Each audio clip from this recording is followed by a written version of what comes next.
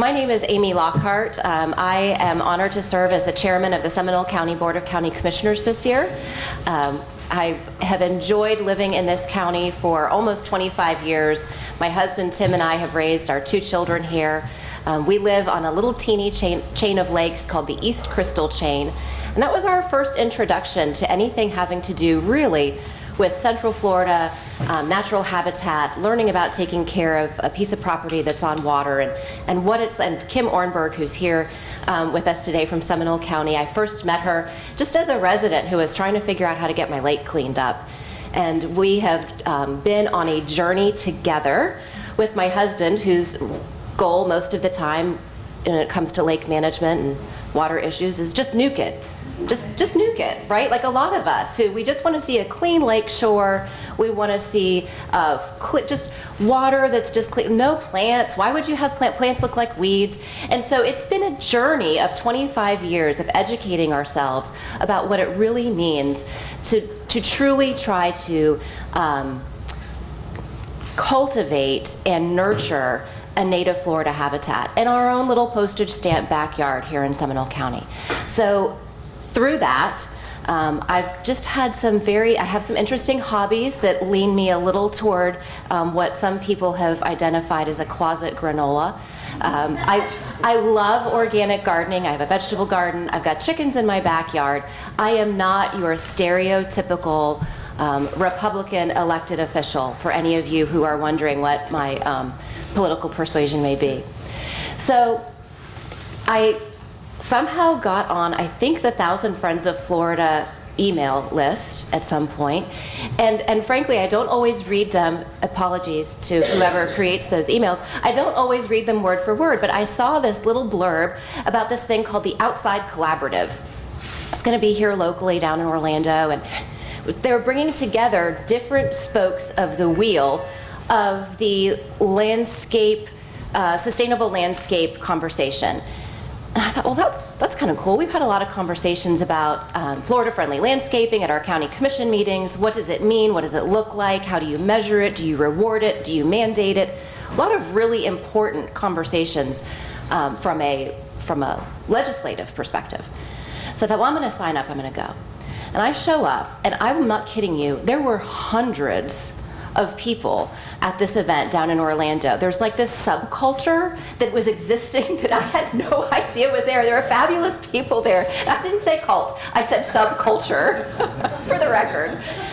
Dr. Richard Levey and Dr. Pierce Jones and some other fabulous folks who I had known through other areas but had never really had a chance to sit down and hear from before. So I realized this was about bringing every stakeholder that's a part of the conversation that has something to do with sustainable landscaping and practices in our region, because we all come at this from a different viewpoint. We all have a different perspective. Whether you are a landscape maintenance company that has to figure out what is supposed to be pulled as a weed and what is supposed to be nurtured as a native plant, you should have a seat at this table. If you're a nursery grower who needs to figure out what they should be growing because large developers are going to have to figure out if a local government is going to mandate that they plant only native plants, shoot, do I have enough product that I can even sell to Pulte to put all native plants? If I'm a landscape architect, I need to know what it is that's going to be foisted on me next. If I'm an environmentalist, if I'm a member of any sort of native plant society or any sort of organization, I want to have my voice be heard. So having everyone at the table was super important. What I found odd and what was a little shocking to me was I think I was maybe one of 2 elected officials in this entire room of hundreds of people. And I thought, well, we're the ones that everyone is talking about needing to try to get this conversation through our thick skulls. If we're not at the table and not hearing these conversations and truly understanding and educating ourselves, then whatever legislation or ordinances we may be passing are either frankly causing harm, even though we think we're trying to do the right thing, or they're not accomplishing anything that we're attempting to accomplish at all. So my colleagues on the county commission were kind enough to humor me when I brought up this idea of, let's just get a bunch of people together in Seminole County. Let's hear from the true experts from different parts of this field, and let's see what we can do in Seminole County, because we have 7 cities. We all have our own different ordinances. We have our own land development codes. The county, certainly our neighboring counties have different ordinances, and water and soil and native plant species have no idea that they are in Lake Mary or Longwood or unincorporated Seminole County, right? So I am thrilled. I want to thank you all so much for being here today. I want to thank Tim Sallin, who has, I believe, really been a catalyst for this kind of conversation. When I was at the collaborative, I said, I got to talk to somebody who can point out, I feel like I need to get my people involved in this, my fellow elected officials. And I said, who do I talk to? And they said, the guy over there. And I was, the guy over where? And I said, the guy over there with the ponytail and the what? I was like, really? And he said, don't ever underestimate a farmer. And I was like, I got that. That memo, and I got loud and clear after getting to know Tim and working with him over these last couple of months. I am so impressed and so thrilled with the work that you are doing at Cherry Lake and the different things that you are involved in, and the team that you've brought to us today is just tremendous. So thank you so much. He's promised me we're going to stay on time today, but I know that everyone will be willing to stay a little bit later just because it's going to be such an exciting opportunity. The momentum that I believe is building in this room is something that's going to be truly phenomenal. So thank you all again for being here. Right?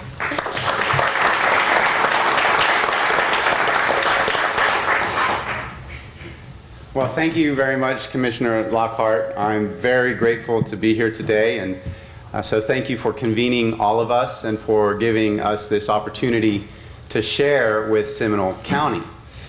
As the Commissioner mentioned, my name is Tim Sallin. I am co-CEO of IMG Enterprise. It's a family agriculture business based in Lake County. I am also a board member of 1,000 Friends of Florida, and I am a member of the Outside Sustainable Landscape Collaborative, and that's what we are here to talk about with you this morning. The purpose of the Outside Sustainable Landscape Collaborative is to increase the adoption of sustainable landscape practices in Florida. And we believe that this is important because how we design and manage our landscapes truly affects every Floridian. It relates to how we steward our natural resources, it relates to our quality of life, and it relates to the sustainability of our built environment.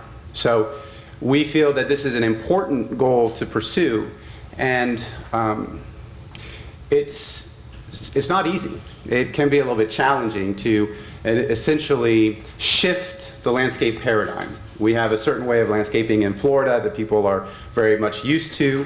There are a lot of built-in incentives and expectations and habits that are kind of moving that train down the track, so to speak. So we're looking at a systems change here. And to do that, I think it's important to have a very big tent and to collaborate, which is why this is a collaborative. So we felt it would be helpful to start by defining what do we mean by sustainable landscapes and sustainable landscape practices. And we've taken a quantifiable outcomes approach, which we feel will help us get to a more objective understanding of what it is we mean when we say sustainable landscapes and sustainable landscape practices. And with the support from the universities that have been participating, we've identified 4 main axes along which we can measure the performance of a landscape. So to minimize and eliminate irrigation beyond establishment, to minimize/eliminate mineral fertilizer use or synthetic fertilizer use, to minimize/eliminate pesticides, which also includes herbicides, and to promote, maximize ecosystem services. So these are things that can be measured. We feel that having these metrics helps to hold ourselves accountable to what it is that we are saying we're going to do. It also helps to hold our stakeholders accountable in this collaboration that is the creation and maintenance of landscapes. I think the first three are fairly self-explanatory. We're talking about reducing and minimizing inputs. Our conventional landscapes in Florida use a lot of inputs. I think everybody knows that by now. They use a lot of water, which is a precious resource, but they also use a lot of chemicals, including nutrients, synthetic nutrients, which will go into our water, and pesticides, which are truly harmful to all life. Now, promoting ecosystem services is maybe a little less well understood, but it is true that landscapes, if they're done well, can provide a lot of very valuable ecological services to our communities and our natural systems, such as carbon sequestration, the management of stormwater, the biofiltration or denutrification of water, the support for pollinators, wildlife habitat and wildlife benefits, the formation of soil, and other services that you'll probably hear more about from our other speakers. So these can be measured, and it suits our approach very well, because not only do we want to be accountable and we want to try to get to an objective understanding, but we want to be able to do research. We want to collect data and work with the universities to get to the information that is going to be needed to convince people and to help people make decisions based on data. And so we're not going to talk about so much, what sustainability is if we can't measure it. Now, other thing that's really foundational to our approach is collaboration, as I've been speaking about, and as the commissioner really described. There's a chain of custody in a landscape. When you think about all of the hands or stewards that are going to be involved in the creation and management of that landscape. So it could be, for example, the landowner, who's going to have a lot to say about what that landscape is going to look like and be very influential. But you also have the local government and the regulatory framework in which that landscape exists. You have perhaps a land developer, you might have a land planner, you could have a landscape architect, you're going to have a nursery, you're going to have a landscape contractor, irrigation contractor, landscape maintenance service provider, probably an HOA, and on and on and on, right? All of these individuals represent different perspectives, they represent different industries. They are stewards and stakeholders. Now, if you have in a chain of custody a weak link or a broken link, it's going to be very hard to achieve the outcomes. We're not going to score on the metrics if there's a broken or weak link. So we're taking this approach of the chain of custody and collaboration to see if we can bring everybody together and create alignment so that we can have a whole systems change. Because if ecology teaches us anything, it's that sustainable systems must be managed holistically. And so that's also a pillar of our approach. Today you're going to hear from a lot of different perspectives. I'm going to hurry up and get off the stage and let the real experts speak, because we've brought a lot of really interesting voices. And I think that is a reflection of our approach of collaboration, multidisciplinary stakeholder involvement. And I will let each of our speakers kind of introduce themselves and let you know what's important in their background. But you can see that we've tried to really cross over all of these different groups. And I'm going to say a few more words, and as I do that, I'm going to just play a video, because I think it's important that you guys have a feel for what this looks like and what it is that we're talking about.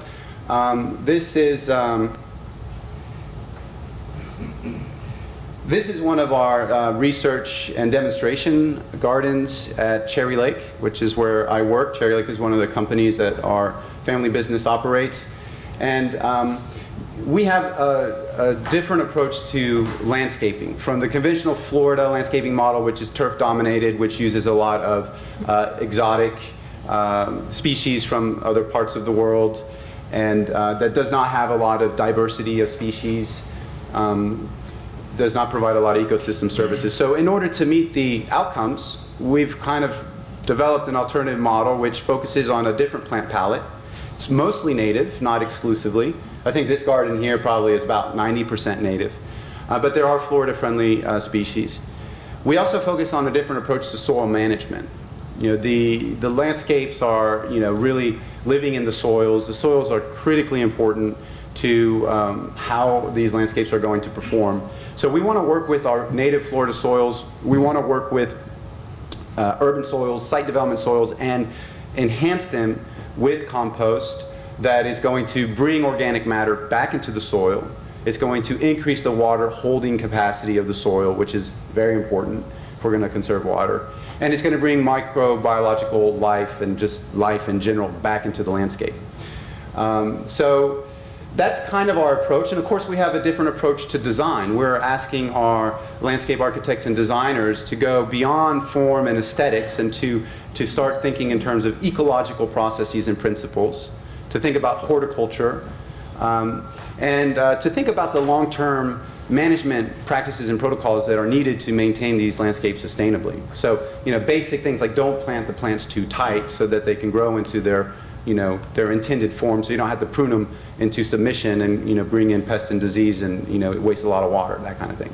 So it's a different approach to design, a different approach to the irrigation systems, a different approach to soils, and a different plant palette. Essentially, that's kind of like the secret sauce.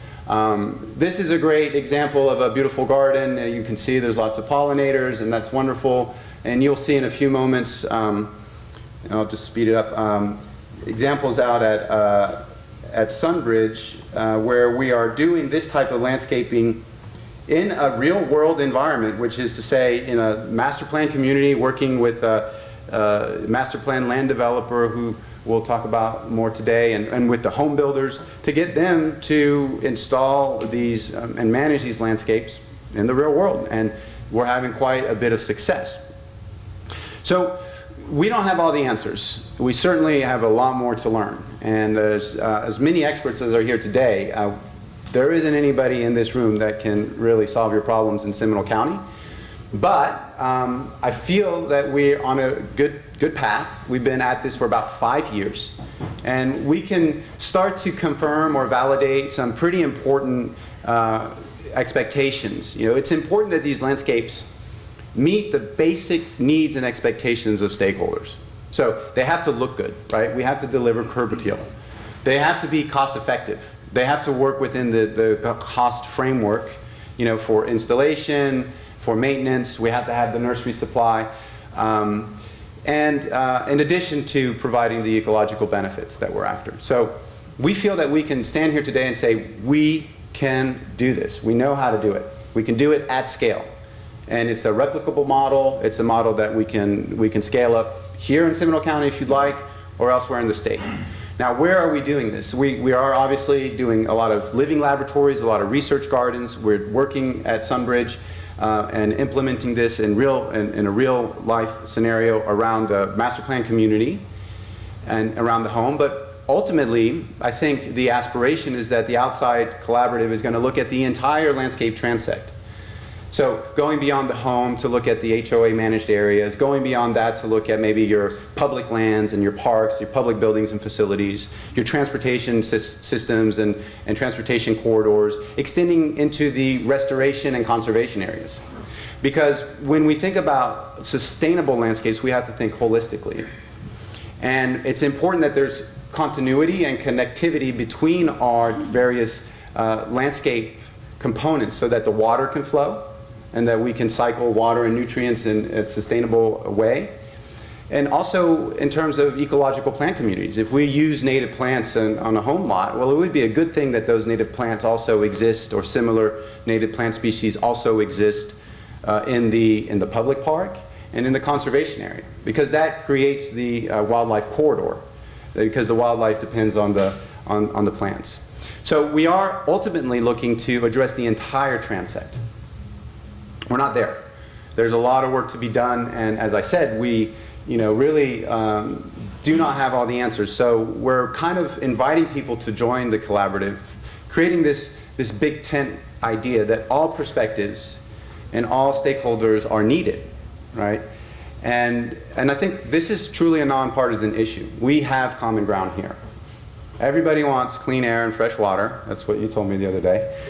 And I believe it. Everybody, truly wants us to be good stewards of our natural resources. There isn't a developer in the room, there isn't a home builder in the room, there isn't an evil profiteering corporate raider in the room, there isn't an environmentalist in the room or a politician in the room. If you ask them point blank, that they would tell you, no, we don't want to take care of our natural resources. Nobody's going to say that. So what we're about is bringing the perspectives together and trying to find solutions, and that's what we're going to share today. We're going to share perspectives and solutions, and we're also going to tell you what we have yet to discover. But we think we're on the right path. We think we have the right approach, and if we can demonstrate that to you today, perhaps Seminole County will, take a closer look at how they can implement these types of changes in the county. And if we can be of assistance, that's what we're here for. But I'm really encouraged because we do have a lot of momentum. And the success that we've seen and that you'll hear about today, although it's just a small beginning, I think it's an indication that we can expect that if we continue, we will see significant change. And again, I just want to thank you guys for this opportunity, and I'm looking forward to hearing from our panelists and all of you. So with that, thank you very much.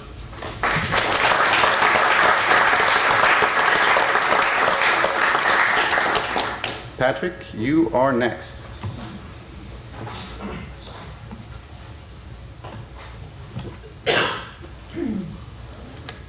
Thank you, Tim. We are talking about shifting paradigms today. You hear that term a lot, and if you're going to do that, you have to have a really good influencer. And Tim is our influencer. He's just done a tremendous job leading this initiative over the past few years, and it takes conversations like this, it takes bringing people together. So I really appreciate Commissioner Lockhart organizing this and bringing these interested parties in Seminole County together. I'd also like to thank Pierce Jones, who's going to speak next, who really kind of got me involved. I was involved with the Outside Collaborative from the beginning, but the project down at Sunbridge, which I'm going to talk about now, was really something that Pierce helped me get involved with, and Richard Levey has helped support some of the work we're doing down there, so I'd really like to recognize the collaborators and the support they've given to us. IFAS has been involved from the beginning, and some folks recognized they wanted to include the hometown university as well. And one of the reasons they came to me is, well, I am an ecologist with a lot of background in related fields and things related to this, but I was also director of landscape at UCF for 10 years, so I have a really good understanding of not only the possibilities but also the constraints, especially for a large public organization. I would say over 10 years I maybe nudged, but didn't totally shift the landscape paradigm, because landscapes are a very important face of an organization. There is inertia in how they're created and managed. There's legacies that you have to live with. So I do have a really good understanding of the practicalities of landscape and the challenges there as well. But today what I'm going to talk to you about is some of the research that we're doing down at Sunbridge Development, which is in Osceola County and the border of Osceola and Orange. And that's really where a lot of our ideas have come together, not only in implementing some of these things on the ground, but also in testing some of the results and supporting some of the associated research. So today I'm going to very quickly go through, hopefully not too fast, the work we're doing down there. Basil Yanona from University of Florida is an assistant professor who's also been involved, and I'm going to be talking about some of his work. And Brooke Moffis is a Lake County extension agent who's working on her PhD under Basil, and she's also contributed to this work. So I'm going to try to give an overview of everything we're doing down there. What it all started as the folks at Sunbridge, and I hadn't heard of Sunbridge, I don't know what's Sunbridge, and they wanted to do an experiment. They wanted to set up a test plots. So we started this whole long exercise of creating these test plots where we brought together the developer, the scientists, the landscape architect who was going to design the plots. Typically when we do science, we don't have landscape architects design our plots. So they set up these little test plots on the corner of their base camp down at Sunbridge, and it was a very interesting exercise to go through. We set up a full-scale replicated experiment where we're growing 26 species of native plants, and we're looking at what effect these different treatments that we set up are having. And the main thing we're doing is testing water. We have plots with irrigation and plots with very limited irrigation, because water is the key thing driving a lot of this. And we also are testing soil amendments, because very often urban soils are poor, which I'll get into in a minute. So we have a soil treatment. So we have a water treatment and a soil treatment, We crossed those two things in replicated plots, and then we're doing it with 27 species of native plants, because those are the species that we want to test and demonstrate, can they compete and work in this kind of environment. And you can see all the different metrics, and I'm going to let Pierce kind of talk about metrics, because a lot of these are tied to the benchmarking metrics that they're trying to develop for sustainable landscape. Things like how well the plants do, what are the pests like, what's the public perception. I'm going to talk about pollinators and bugs, also the water and water use, and irrigation and maintenance is another big part. So we're not only tracking the science part, we're also tracking maintenance costs, and comparing between different treatments. This is just showing the application of the compost in the plots. You can see we put in a very dense drip irrigation, because we wanted to have very good control over our irrigation treatments. Cherry Lake planted all these and did the irrigation as well. Really phenomenal experimental setup we have down there. And the first thing I want to talk about is urban soils. When you develop a site, it's not like you come in and clear the vegetation and build a house and just plant in the native soil. As you know, the fill is brought in. There's a lot of construction activity going on. There's construction waste and concrete waste and that kind of stuff that ends up in the soil.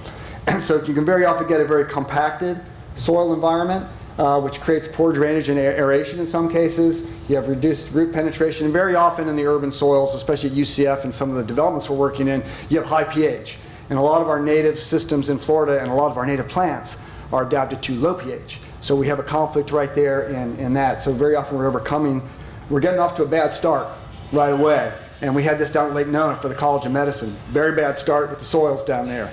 So getting that right is absolutely key. A lot of time the developer doesn't want to make the investment up front, but then the customer downstream ends up inheriting the problem. So we had pretty high bulk density. We did some first grading. You can see some of our plots had 8.1 pH, just that's very high if you don't know. Anything over 7 is neutral. Most of our plants like 6 down to 5. So that's very high pH. So we had some challenges there. And here's Brooke. I don't know if you can see, she's standing on a soil probe and it's not going into the ground. So the soils in some of the plots are very dense and very not what you call your ideal plant medium. So she's actually been looking at the plants, and I just want to give you some quick overview here. Here's after a while, you can see the compost plots and a no compost plot. It's a pretty clear visual that the plants are healthier and doing better. You can see when we first planted them, they were about equal. We started this last year, and then of course by summer and fall, you can see that the plants in the non-composted plots really started to fall behind. And even here you can see 2 plots next to each other, love grass with compost, without. Hey, you add fertilizer, the plants do better, right?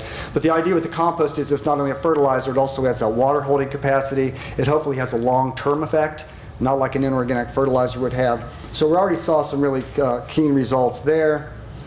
And then what Basil did, he took some of the original findings and did a calculation. If you build out this neighborhood of 29,000 homes and did this different approach to landscaping, this is kind of an overarching overview, how much nitrogen you could save.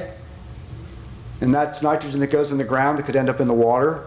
So from a water quality perspective, that's important. How much phosphorus you could save, how much water you could save by low irrigation for this community, equal to the inside water use of 15,000 homes, 15 to 450.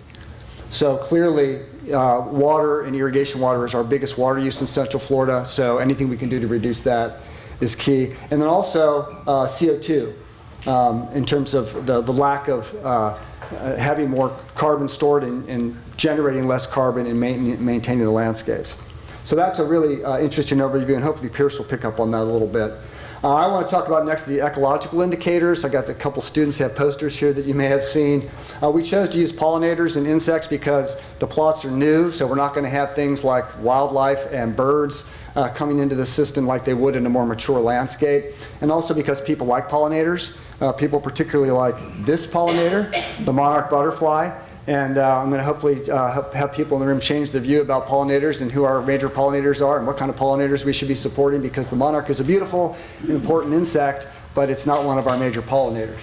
So you can see we have a lot of wildflowers in the plots, and we decided to focus on this group. And this kind of builds on not Tim's idea, but Doug Tallamy's ideas about the importance of native plants.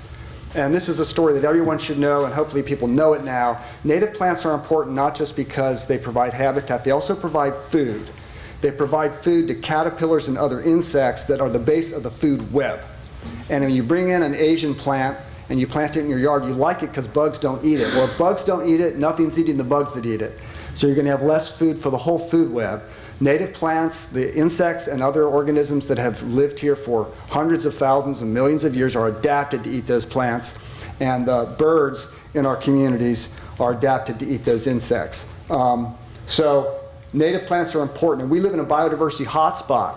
We have tremendous biodiversity in the southeastern U.S., and it's under threat. So to be a biodiversity hotspot, you not only have to have a lot of biodiversity, it has to be under threat of development, and it's really kind of a perfect storm here in the southeastern U.S., and we are part of this biodiversity hotspot. So one of the key aspects, since so much of our development is residential, so much of our development is HOAs, we're not going to achieve the kind of conservation goals we want to achieve just by having corridors outside our urban areas. We have to embed more of the ecosystem support for wildlife and native species in the built environment, because there's just too much built environment, and if we don't do that, we're not going to have the impact we could have. And it's doable. It's doable, particularly with the use of native plants. Pollinator decline is real. It's real globally. Europe has major problems with endangered pollinators and declining pollinators. The first endangered pollinator in the country was the rusty-patched bumblebee, which is projected to go extinct in the next 40 years due to habitat loss. Hopefully with the recognition and its designation as an endangered species, that'll change. But there's a general understanding, and people know about the Save the Bees and the importance of the pollinator decline. So we really wanted to look at that. I just want to point out, since we all think about honeybees, and everybody loves honeybees, and I love honeybees too, I'm a beekeeper, but there are 320 species of bee in Florida, and most of them aren't social, most of them are solitary bees. They have very important roles in the systems. They pollinate important plants that help those plants produce fruit. So it's a very, very diverse group. So we need to think bigger than honeybees and monarch butterflies. Pollinators are extremely diverse, and they tell us something about the diversity of the systems that we're trying to create. And they're small, so we can create habitat for them in urban areas and make that very effective. I'm hoping that people leave here having a better view of wasps, because wasps, people think of the stinging wasps outside your house. Wasps are very important. There's hundreds of species. They're very important pollinators, and they're also very important in our systems. And I just mentioned that because everybody thinks of honeybees and monarchs, and that's not what we have. Not only that, the butterflies that are most abundant are an inch. This is an inch big, this little butterfly. And so we also have beetles that visit flowers. This is the Delta flower beetle, beautiful beetle from our plot. So generally what people think about pollinators, unless you have a deep understanding of pollinators, you don't understand just how diverse it is and how unlike what you think a pollinator is what most of the pollinators are. Okay? So we're looking at that down in these plots. I've got some graduate students. This was an event down at Sunbridge where they had some goat yoga going on. I missed it. But, and these are 2 graduate students, a master's student, a PhD, and some undergrads that I've had working, and Sunbridge is supporting Michaela with her work on pollinators. This is just some research an undergrad did last summer, kind of the first look in June. We planted these plots in January, finding that we had 45 total species of pollinators, and you can see bees and wasps are the workhorses in terms of the number of species. So this just confirms what we already know, that bees and wasps are very important, but also there's a tremendous amount of diversity down there in this new development that's really on the edge of a lot of natural areas. Those natural areas probably contribute to a lot of the source populations for these pollinators. Now, we did look at flower associations. This is kind of a busy graph, but I want to show it because the most abundant pollinator in the summer was the scaliids, which are the flower wasps that I talked about. So they're by far the most numerous at that time of year. And what this diagram shows is we've got all the flower species here, and then we've got which flowers those insects are on. And you can see that the flower wasps really like this purple plant, which is the rattlesnake master. A few other things like these small butterflies liked it. But when you look at things like the honeybees and bumblebees, they were going to different plants. So we know that different pollinators, the main point being different pollinators like different plants. So you have to have the diversity of the plants and flower types and different flower shapes and different nectar and pollen sources to attract all the different diverse insects. And you could do that by planting one different shrub in your yard. One native shrub is going to attract different pollinators. So that's kind of a cool finding that we had there. And the next thing we're going to do, well, the other thing we found, which is really cool, is the pollinator effect, the effect of the compost. So this is the number of flowers in the compost plot, and then the average number of pollinators per plot. We have twice as many flowers, twice as many pollinators. So if you take good care of the soil, establish your plants well, you're going to have a more abundant resource for the next step up in the food web. And so it was a pretty amazing finding. This also persisted in the fall. What we'd like to see is how long does this go on? We fertilize these plants once at the beginning. How long does that compost effect last in these plots? The next phase of what we're doing, because that's in our experimental plots, you know, how well do those relate to what would go on in the real world, like a real yard? They're very kind of plot-based. So what we're doing now in the next phase is we're looking at 2 different neighborhoods down at Sunbridge. Del Webb, which is a 55-plus retirement community, and this is Westland Park, which is the new community that Tim talked about. And so he's got, these are the Westland Park. You can see a lot of native plants, no turf, versus the traditional turf with standard landscape plants. And so the next phase for our project, and Victoria Cope up at UF, who's Basil's grad students doing this, she was looking at how these different neighborhoods compare. How do the organisms and food webs and pollinators vary in the real world between 2 neighborhoods that are taking very different landscape approaches? So we're just starting that this year, very excited to be able to make that bigger comparison, and the results hopefully from that will be coming out in the next year or 2. So thank you for your attention. I'm going to pass it off to Pierce Jones, who's going to give our next talk.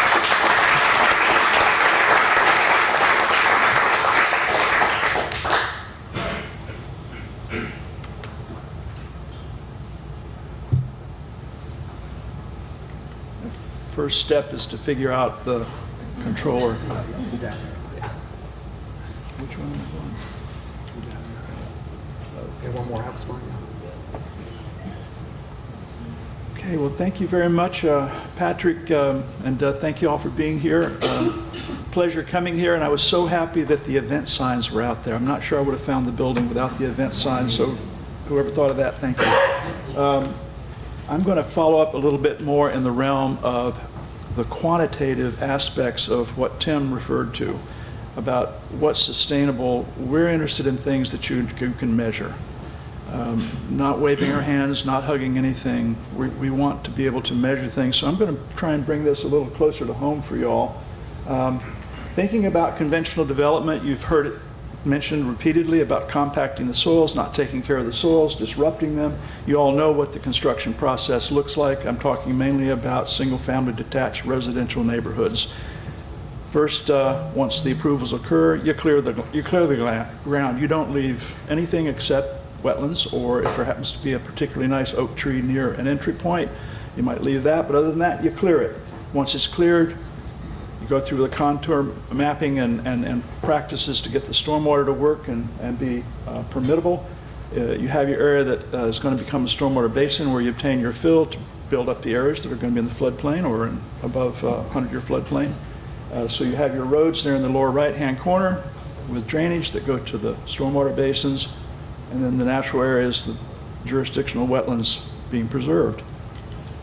Once that's done, the developer's part, they put in the roads, they put in the sidewalks, they bring in the infrastructure, and then they sell it to the builders. The builders come in, they bring in more fill.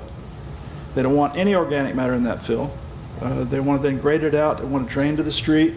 Once that's ready, you're ready to put it on the market. You bring in the turf grass because it's the least expensive thing you can do, and with a little irrigation it pops and is very appealing, and then you perpetually irrigate it, and you perpetually fertilize it, you perpetually mow it.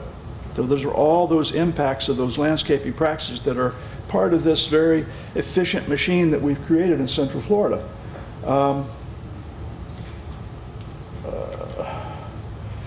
And if anybody wants to deviate from this practice, the answer is a firm no.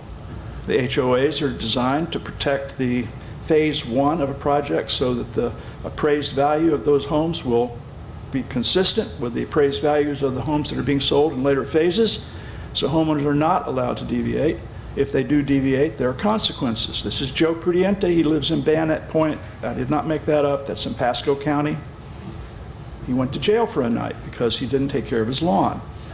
Actually, it was for contempt of court. He missed a court hearing, but it was over the HOA suing him over this issue. So I won't belabor it, except I'm just astonished that people, this is Florida, freedom, right? Land development, landscaping practices. Let's drill down just a little bit on what I mean by that. 4 basic practices: mowing, fertilizing, pesticides, and irrigation. We've done an analysis. We've looked at what the University of Florida recommends, how frequent you should mow conventional turf grass landscapes in Florida. And you can do a life cycle analysis on the mowing machines and the combustion of fuels, and you'll get 15 pounds of CO2 per 1,000 square feet per year.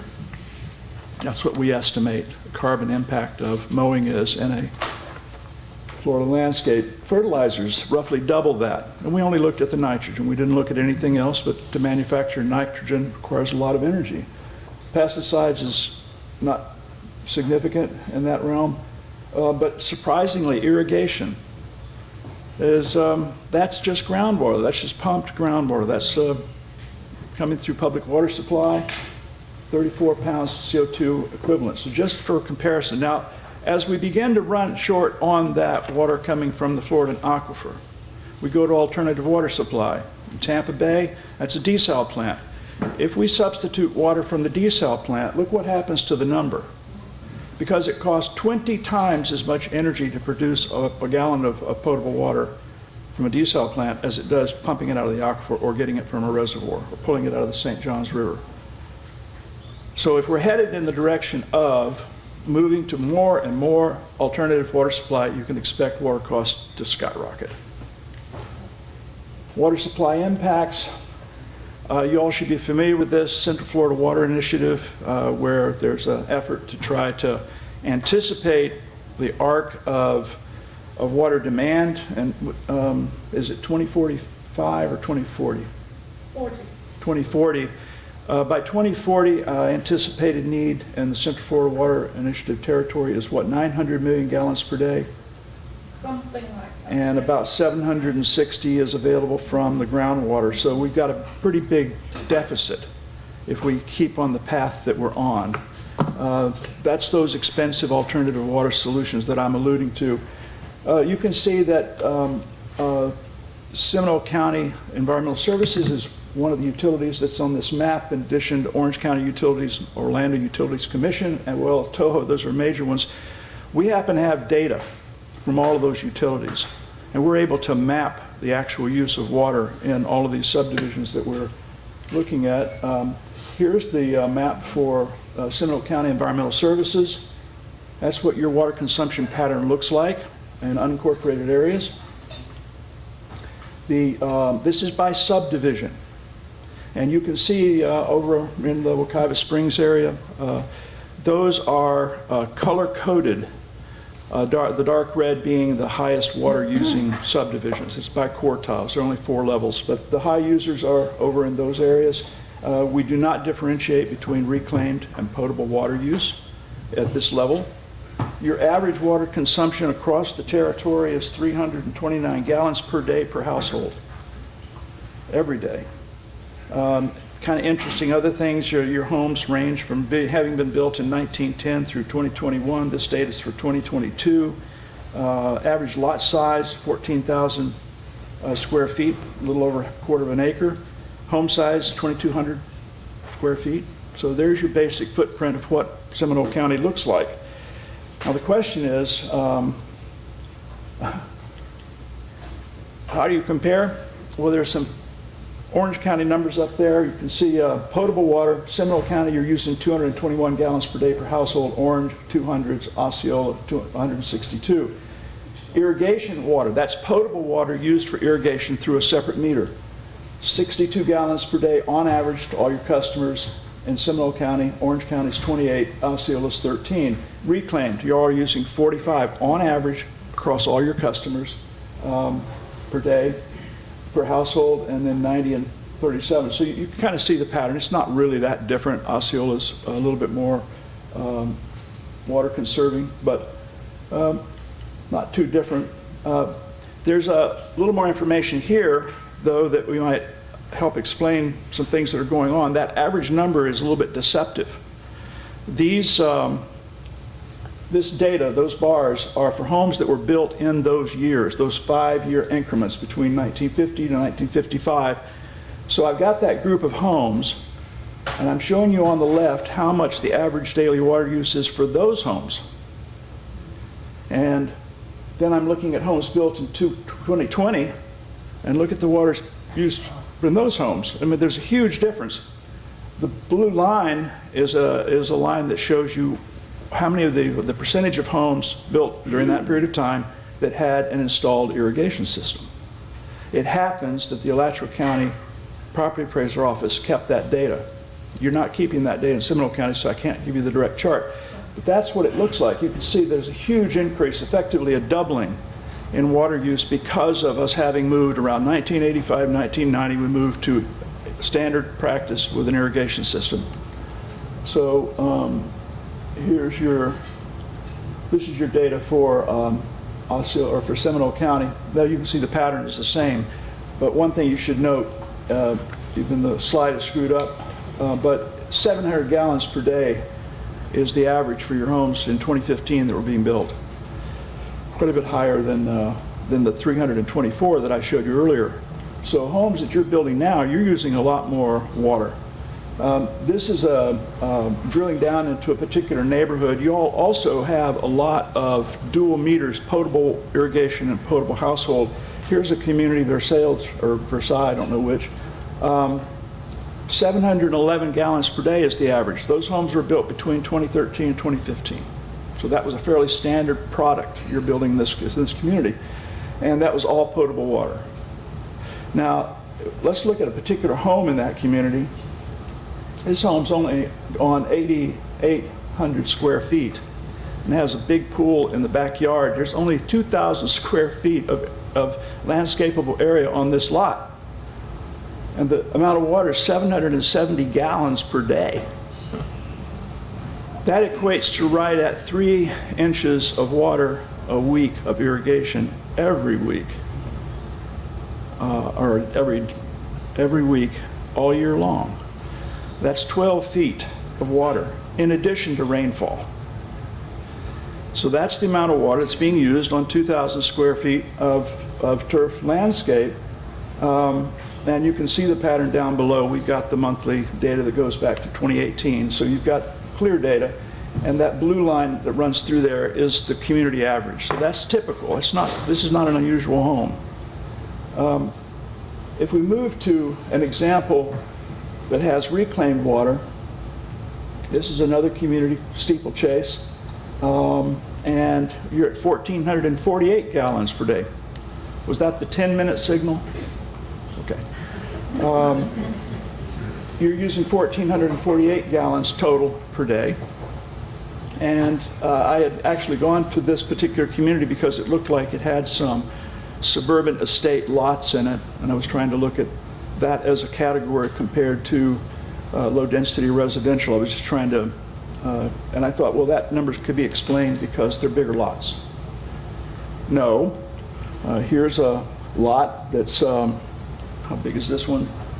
11,000 square feet, a quarter of an acre lot. And they're using a total of 1,595 gallons, of which 1,370 is reclaimed water every day. That's right at 4 inches a week. 4 inches a week, in addition to rainfall. Because the footprint of the home, there's only about 3,000 square feet of landscapable area. So these are the patterns you all are dealing with, and that's actually hurtful from a horticultural perspective to put that much water on. And there's another thing about the reclaimed water that we don't talk about enough. That amount of water, reclaimed water, is adding right at 12 pounds of nitrogen per 1,000 square feet on that lot.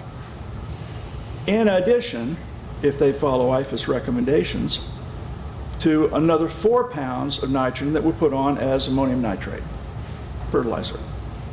So 4 times as much nitrogen is coming on through the reclaimed water as is being put on by the landscape maintenance company.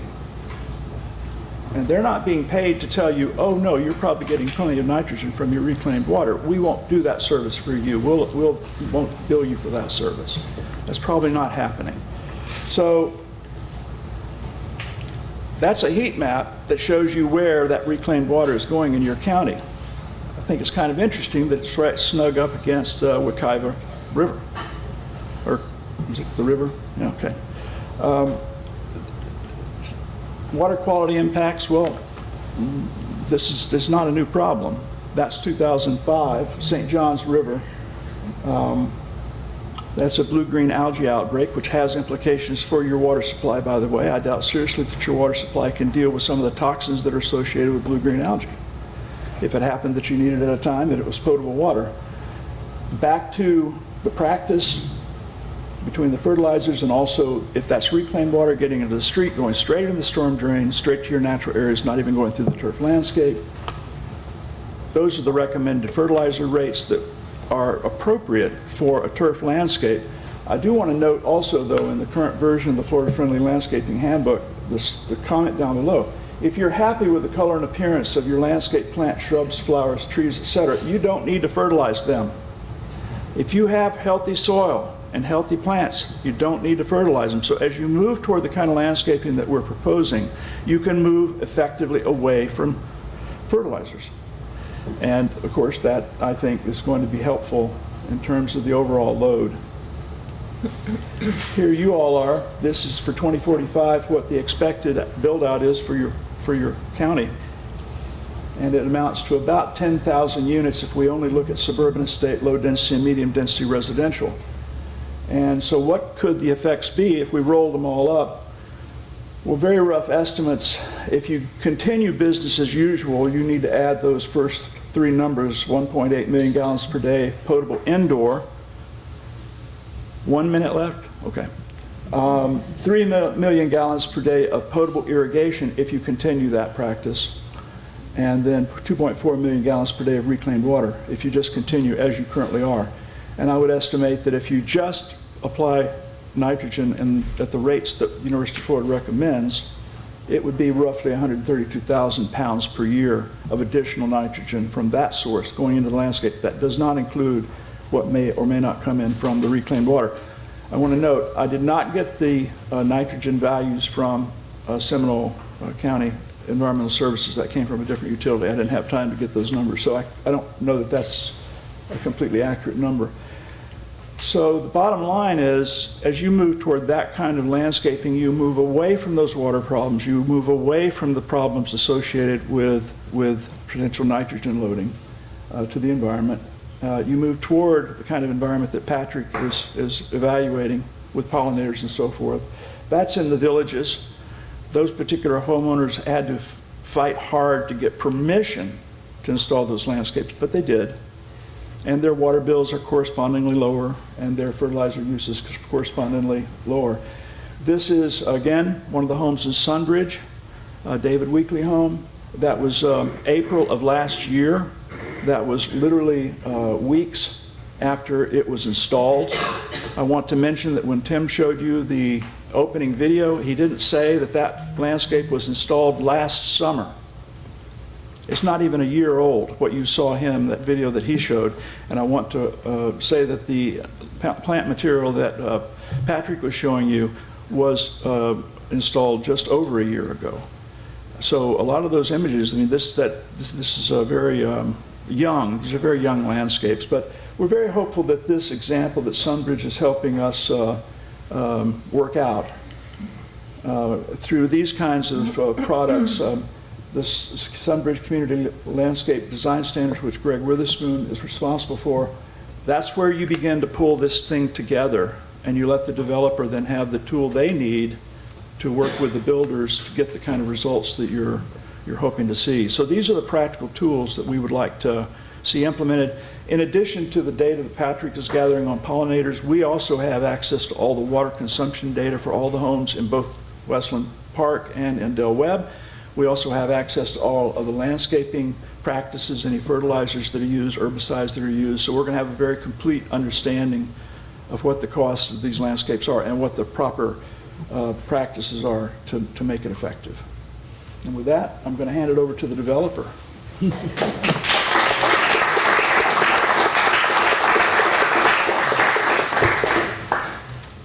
Thank you, Pierce. I'm Richard Levey, and oops.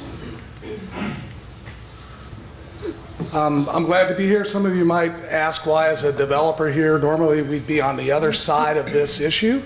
But when I heard Pierce talk about the average potable water consumption is 300 gallons per day per home, and then we showed examples of 700, I think, well, that's 2 homes.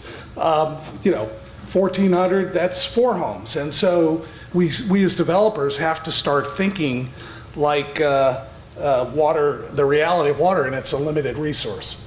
So I'm part of the Tavistock group. We are a diversified company. The development company, Tavistock Development Company, has a wide range of development products and activity. You probably know us best for the project Lake Nona in southeast Orlando, and you can see regionally where we're located: Orlando International Airport, downtown Orlando, Lake Nona here, and Sunbridge, which is considerably larger than Lake Nona. We have a specific vision for this place. It's our placemaking really is steeped in connection to nature, and the natural areas are extremely important to our idea for the development of this 24,000 acre master plan community. You can see there's the Orange County portion up north, the Osceola portion down south. Don't know where that slide came from. Apologize. So early on in this project, we established our commitment to sustainability and have 5 tenets, which you can see there: water quality, water resource conservation, renewable energy, ecological preservation, and community engagement. And all of these play an important role in how we roll out this particular project. Our phase 1, you heard mention of Del Webb. Conventional community, you saw the landscapes, there's Del Webbs everywhere, you've all seen them. Our first Tavistock developed neighborhood is Westland Park. We do all of the master infrastructure. We produce the finished lots, we sell lots. There's 4 or 5 builders in this neighborhood, and so that just gives you a sense of how we approach. This was considered, Del Webb's considered a bulk sale, where we sell a tract of land and one single builder builds all the homes. That's not the case in Westland Park. We develop all of the local infrastructure, the neighborhood infrastructure, and sell lots to individual builders. So why, as a developer, why did we buy into this concept, and why did we shift to sustainable landscapes? Well, we know, and if you have to be asleep if you don't know the water issues that Central Florida is facing, you know there's limited supply. In this particular area, there was lack of utility infrastructure. We had to build our own water and wastewater treatment plants for the project and dedicate them to our utility partner, the Toho Water Authority. And reclaimed water, you have to know by now, it almost takes, I think the numbers are, it takes 3 homes to produce enough water for irrigation for 1 home. That number may be rising, so reclaimed water is not the answer. It's part of the solution, but it is not the answer. So what's the business case for sustainable landscapes? Why as a developer did we buy into this concept, and why are we on the other side of the table that we normally would find ourselves? We know we have a limited resource, and that includes both potable and reclaimed water. As a developer, we need to think about the long run. This is a 24,000 acre, 29,000 home project. This is going to take a long time to develop, and so when you, as a developer, if you're there for the long run, and we are an owner, we stay, we don't sell, so we're vested in this project. We need to create a runway to secure our ability to continue to develop. And if we were to continue down the path of the conventional landscapes, we're going to run out of water a lot sooner than we would have if we had an alternative approach. And so we saw this coming. We completely bought into this idea that we had to do something about conserving water. And this effort for sustainable landscapes seems like the absolute right path to be on. It was also another way to differentiate this project. We're, as developers, we market projects, we have to compete with other projects. People have choices as where they can live, what homes they can buy, and we felt this was a great way to differentiate our project from others. And finally, it's the right thing to do. And as a development company and our commitment, you saw our principles for sustainability, we just felt like this was the right time and right place to commit to this process. So this does not come without concerns from the development side. The costs of the landscape, not just the installation, the capital cost, but the O&M costs, the maintenance costs of the landscape. Home builders are extremely sensitive to costs, and even $1,000 or $2,000 cost difference to a home builder is meaningful if they're building 200, 300, 400 homes a year. They're very concerned about the buyer.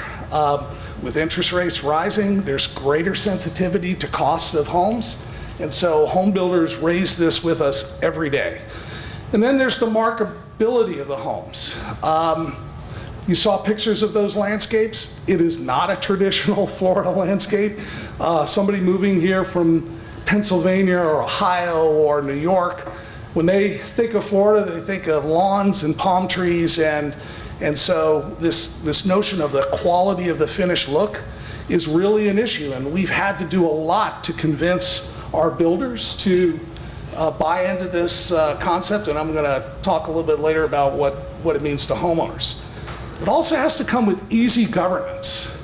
This can't be a complicated system to manage vis-a-vis the HOA association. And I know Wendy's going to talk about that issue a lot more in just a little bit. And then homeowner education. So I liken this to giving your teenager at 16 a Ferrari, a brand new Ferrari. They have no idea what to do with it. And they're going to take it out on the road and think they know what to do with it. We're giving people a landscape that's very, very different than just turning on an irrigation and dumping some fertilizer on the lawn. We found in our early buyers and our early residents that they really don't know what to do with this landscape. And so there's a big issue of homeowner education. So Pierce talked about the landscape code. I know it's going to get talked about later, but this is a mandatory code in Westland Park. This is not optional. You have to do it.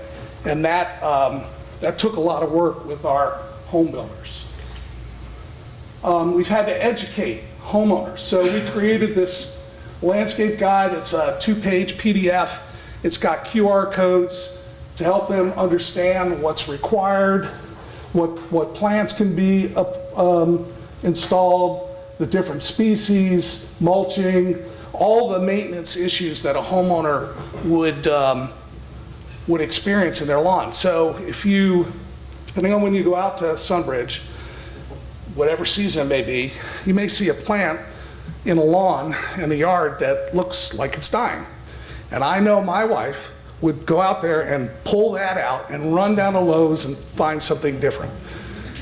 When in fact, if you wait a couple of months, that plant will come back 2 to 3 times and be absolutely beautiful and will seed and continue to regenerate the yard. Buyers don't understand that. I didn't understand that. And so there's a huge effort to educate our homeowners.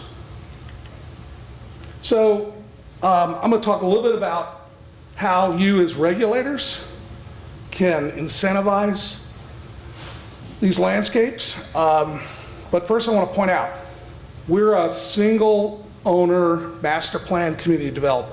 So we control the 29,000 acres. So if we impose a new landscape regime in our community, we can do that because if you don't comply, home builder, you don't get lots to build homes. So there is a control factor that's different in Sunbridge that it might be in a city in Seminole County or unincorporated Seminole County, where you're not completely built out. There's projected for growth, but how many 30,000 acre projects are coming in the future of Seminole County? I doubt there are many. So you got to be thinking differently about how we did it at Sunbridge from a implementation and governance standpoint. And the incentives have to recognize those differences. So I'm a former local government employee, and I try to put my local government hat on and think about ways in which communities could incentivize alternative landscapes to try and induce the private sector to move in this direction. So you could clearly take a look at your potable water and sanitary sewer impact fee structures. If there's going to be less use of water, you should maybe consider that in your impact fee structure.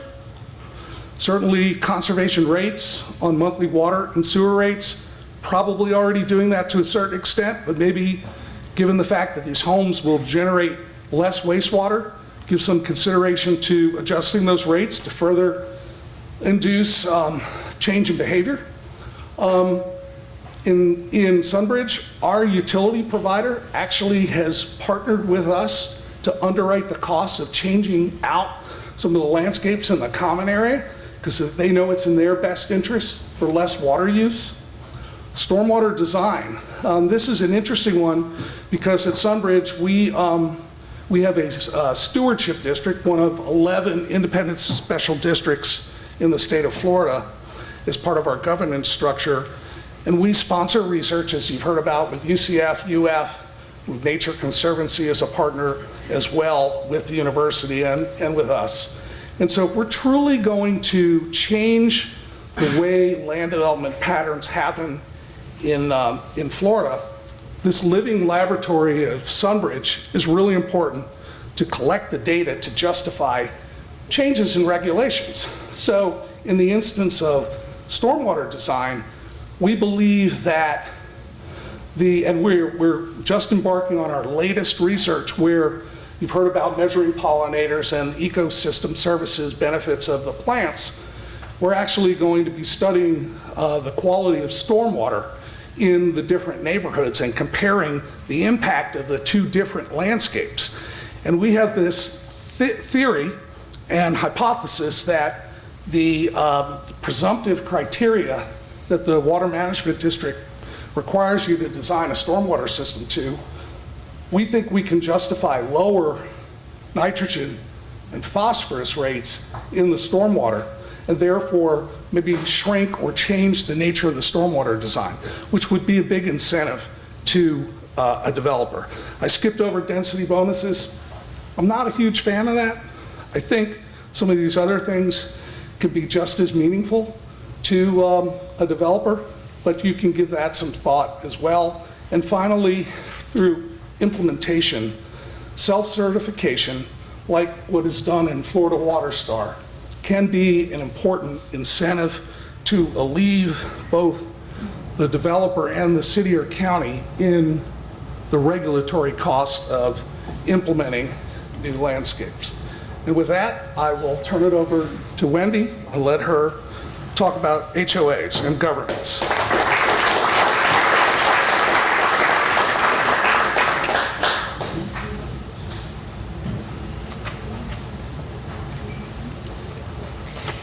Good morning.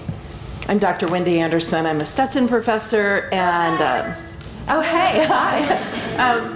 And a plant biologist and ecosystem ecologist by training, but I'm also a glutton for punishment because I joined my HOA board and was most recently the president of my HOA. And I live in Victoria Park, which is one of the largest master planned communities in Volusia County, certainly the largest in West Volusia. It's about 20 years old, and it's gone through a very interesting journey over the last 20 years. And so I'm sharing with you some of the lessons learned from that. We do have our original planner and visionary for Victoria Park sitting on the front row right now, so hopefully he can enjoy the lessons learned that he helped get started. So, okay. As a teacher, I will always say the answer is to educate, educate, educate. How are we going to actually move this chain of custody from, planners and designers and landscape architects and landscape suppliers, down to the developer and the home builder and eventually the homeowner in the HOA? How do we do that? We must educate people all along the chain. But I'm also a Missourian. I'm from Missouri, and if you know anything about Missouri, it's the show me state. And I like to say we also have to show people. We have to show the residents of HOAs that a more sustainable landscape isn't going to look like a big unkept weed patch, because they won't buy that. They won't. They have to be shown that it can be beautiful, and they have to be shown that it is going to cost less, both in real money and in time, to maintain. They have to be shown how to maintain it. And if they don't want to maintain it, they have to be given a list of professionals who will know how to maintain it. So those are the challenges that we're presented with right now. I would also say that we know, as Dr. Levey and Dr. Bohlen and Dr. Jones have all said this morning, we know what the problems are with the conventional landscapes. We know that the nutrient runoff from these landscapes is bringing nitrogen and phosphorus into our community ponds and ultimately into our river, into our lakes, and ultimately the aquifer. And, and in these surface waters at least, causing serious algal blooms, cyanobacterial blooms, and other water quality issues. We know these are a problem. And we also understand that these landscapes, as Dr. Jones in particular has just highlighted, are extremely thirsty. They use hundreds or thousands of gallons of water a day, which this state cannot afford. We cannot afford to keep doing business as usual. I heard a statistic, I don't know if it's true, but it seemed to come from a credible source recently, that 67% of all housing units in Florida are currently operating within an HOA or a condo association. And so that's an opportunity, really. I think that's kind of alarming, to be honest, but it's also an opportunity to train big collective groups of people to do a different thing.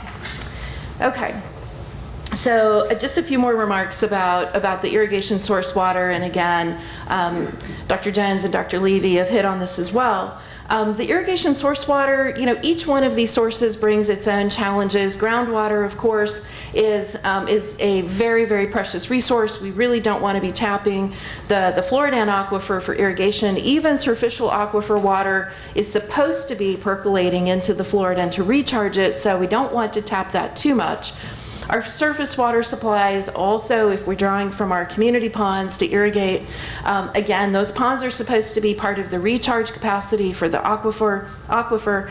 And then, of course, the reclaimed water source, if a neighborhood is piped into the city's reclaim service, the reclaimed water also is bringing in all kinds of additional nutrients and salts and other things that we may or may not want to be putting on our lawns.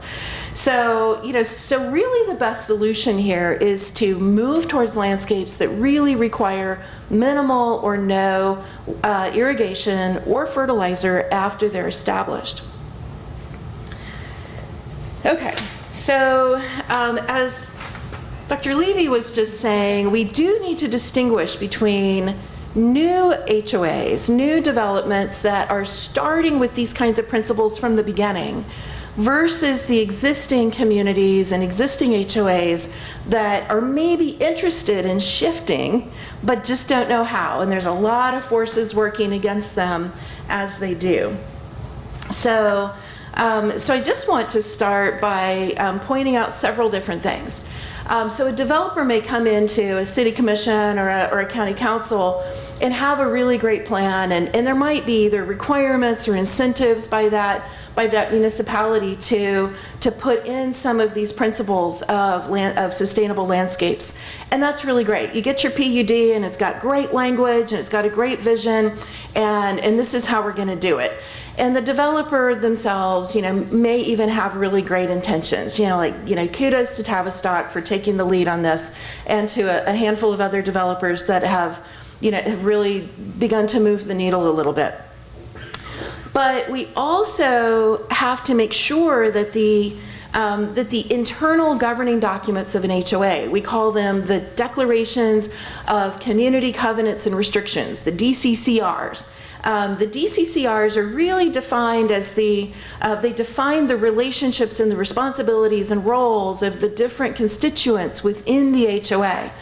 Those governing documents need to align and be parallel with the language in the PUD. So if the PUD says, for example, oh, we're only going to have 25% coverage of sod, but then the covenants and restrictions say, oh, you must maintain 75% of your lawn in sod. This is confusing and contradictory, and people don't know what to do. So I think oftentimes the attorneys for the developers are really just kind of pulling a template up for these governing documents. They're like, oh yeah, this is pretty boilerplate stuff, and we just kind of throw it into the development package, and this is what we're going to use. But if a PUD is going to have these really innovative things in it, the developer and their attorney must bring those governing documents in alignment with each other. This is a really critical piece of the step. So anyway, I really wanted to point that out. I'm just showing, I don't know why I'm showing this picture on the bottom, but this picture on the top is a really interesting story. I'm just going to go off on a quick tangent here to explain it. This is in eastern DeLand, northeastern DeLand, right on Highway 44 as it comes in off of I-4. And the big lake in the middle is Lake Winnimisset. It's our last beautiful, pristine lake high up on the DeLand Ridge at 95 feet above sea level. And Coulter came in and planned a big 600 or 650 home development right up the hill from the lake. And all of the residents around the lake, of course, were like, we don't want this, blah, blah, blah. So, we came in and we said, look, you guys, if you're going to do this thing, you're going to have to use every single strategy in the book for Florida-friendly landscaping and low-impact development. You have to keep every molecule of nutrients on site, and you have to make sure that every drop of water that naturally runs to the lake without any nutrients in it. That's your goal.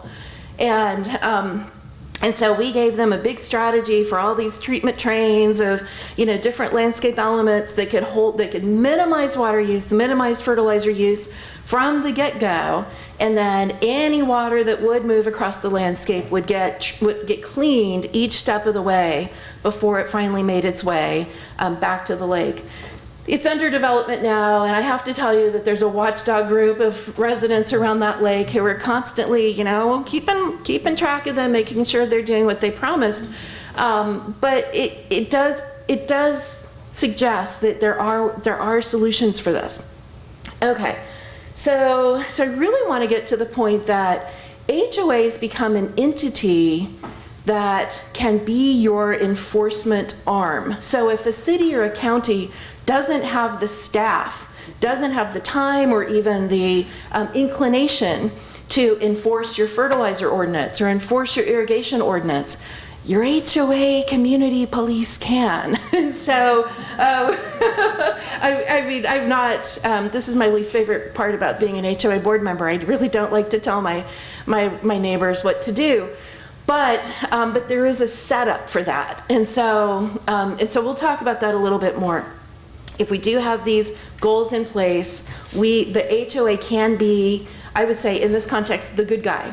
Hey, it's okay that your lawn died. Really, let's just rip that out and replace it with some sunshine mimosa. How about that? So, okay. Anyway, I want to really drill down into some of the different constituent groups within an HOA who can be involved in moving the needle here. And I would say the first and most important group are the people who are selling the homes to home buyers. And so again, Richard kind of hinted at this a little bit ago. You have to make sure that your sales associates and your realtors, whether they're selling the brand new construction out of the model home site, or it's a realtor just in the community who's like, oh yeah, we're going to do some resales or whatever over here. They have to be educated on how to tell the story of the benefits of a sustainable landscape. Because again, it looks different. It looks really different. Your homeowners are coming up, or your home buyers are coming up looking at the green grass, looking for green grass, and they're not seeing it. They're seeing something different. And the realtor needs to say, look, this is going to save you money. It's going to save you time. You're going to get your life back on the weekend so you can actually go live, an active lifestyle in Florida that doesn't involve taking care of a lawn all weekend. They have to make the case. They have to sell the product. And it is sellable. I think that there's a new generation of home buyers who are looking for a different solution. So the model homes, as they've done in Sunbridge, really have to be a great example of this. They have to look beautiful. The Sunshine Mimosa, the Perennial Peanut, the Twin Flower, it has to be lush. It has to be gorgeous. It can't look straggly. It just can't. So that's, I think, a challenge as we're building out these new developments. We also need demonstration areas throughout the neighborhoods. We need every little park, every little pocket park, every slope around every retention pond to be planted in these ways to demonstrate what this is supposed to be, to actually create a new aesthetic. We're trying to do a massive cultural shift here, so we have to start putting it in everywhere that residents move about. So they see, oh yeah, this looks cool. This is how I want my yard to look.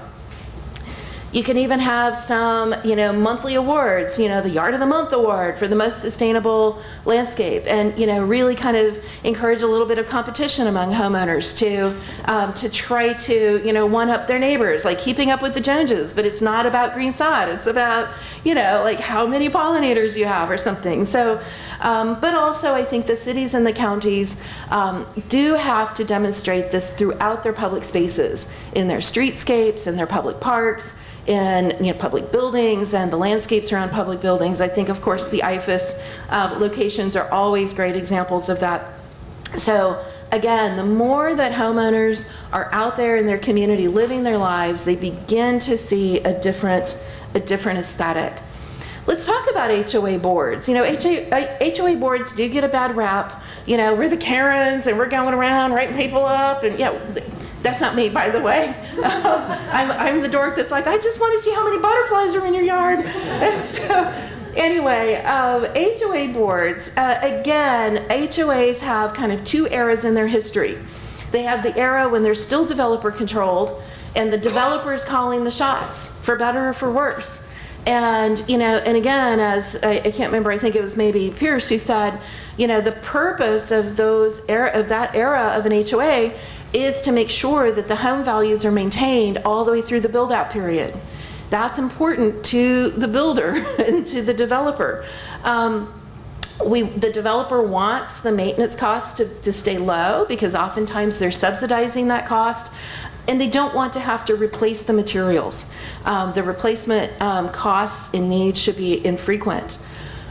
But eventually, as the neighborhood builds out, the developer turns over control to homeowners. Again, like the Ferrari, the 16-year-old who doesn't know how to drive the Ferrari.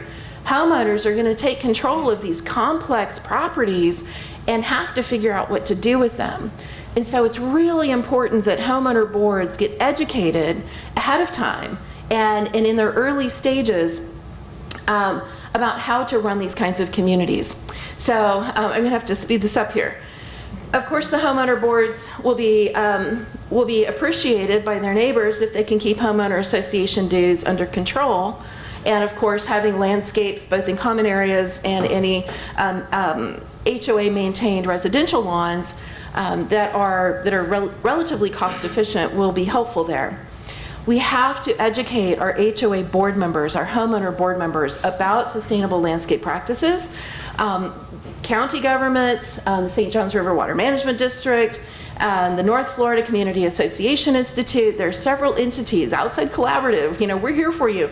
We have done a number of educational webinars and board certifications and community association manager training sessions for CEUs on how to establish these kinds of sustainable landscapes. Educate, educate, educate. Let's talk about those CAMs, community association managers. We do have trainings for those, but it's also their job then to educate new homeowners coming into the community. They dole out welcome packets. Up in Volusia County, we actually have a Volusia Water Alliance that's created a very glossy 4-page water conservation pamphlet. We dole those out to our HOA CAMs across the community, across the county, and they put those in the welcome packet. So every person buying into an HOA gets a little pamphlet about water conservation. And of course, they're doing covenants enforcement. So, if we want to say, that converting your lawn to, something more sustainable is a goal, then the enforcement can let that go. Or if we're saying, hey, look, you bought into a lawn that was all perennial peanut, if you pull that stuff out and replace it with sod, you're going to get written up. So, I guess it is kind of a weird thing that in this free state of Florida, 67% of us live in an entity that has no freedom. So, okay. All right. So, of course, the CAM is also supervising the on-site staff and the service providers, including the landscape maintenance companies and the pond management companies. So that's another big entity. How do we do the trainings for our landscape providers and our pond maintenance folks? There are training certificates that they can earn. The green industries best management practices is a big one, and that's more about pest and fert stuff. Okay, she's cutting me off. But we also have Florida Friendly Landscape certifications, green stormwater infrastructure maintenance certifications, and of course those who know how to do this can promote themselves to HOA boards, to community managers as like, hey, we are your go-to company for doing this kind of maintenance. I do want to wrap up talking about the residents. Whether residents want a new kind of landscape or not, those can be really kind of, again, at the end of the chain of custody, at the end of the day, it's really about the homeowner and what they're going to do with what they have. So within the community, find your homeowners who are the experts and the champions of this, and empower them. Empower them to do educational programs, to form a committee, to really get the word out. Once you have the residents and the homeowners working amongst themselves, the culture change can happen a lot more quickly than, some parental entity like the CAM or the developer coming in and saying this is the way it's going to be. So we did want to sort of launch the idea today of a community self-assessment and some sort of tool that is going to draw on the principles of Florida Friendly Landscaping or of your fertilizer ordinance or of your irrigation ordinance, and really go through and evaluate a community. How's it working? What's your biodiversity? What's your fertilizer use? What's your irrigation use? And and celebrate those wins where communities really are getting it right and promoting them. When home buyers are moving into your county and looking for the coolest, most sustainable, innovative neighborhood, hey, check this one out. They've really got it going on. So I'll end with that since I've already been cut off, and I think we're taking a short break. So thank you.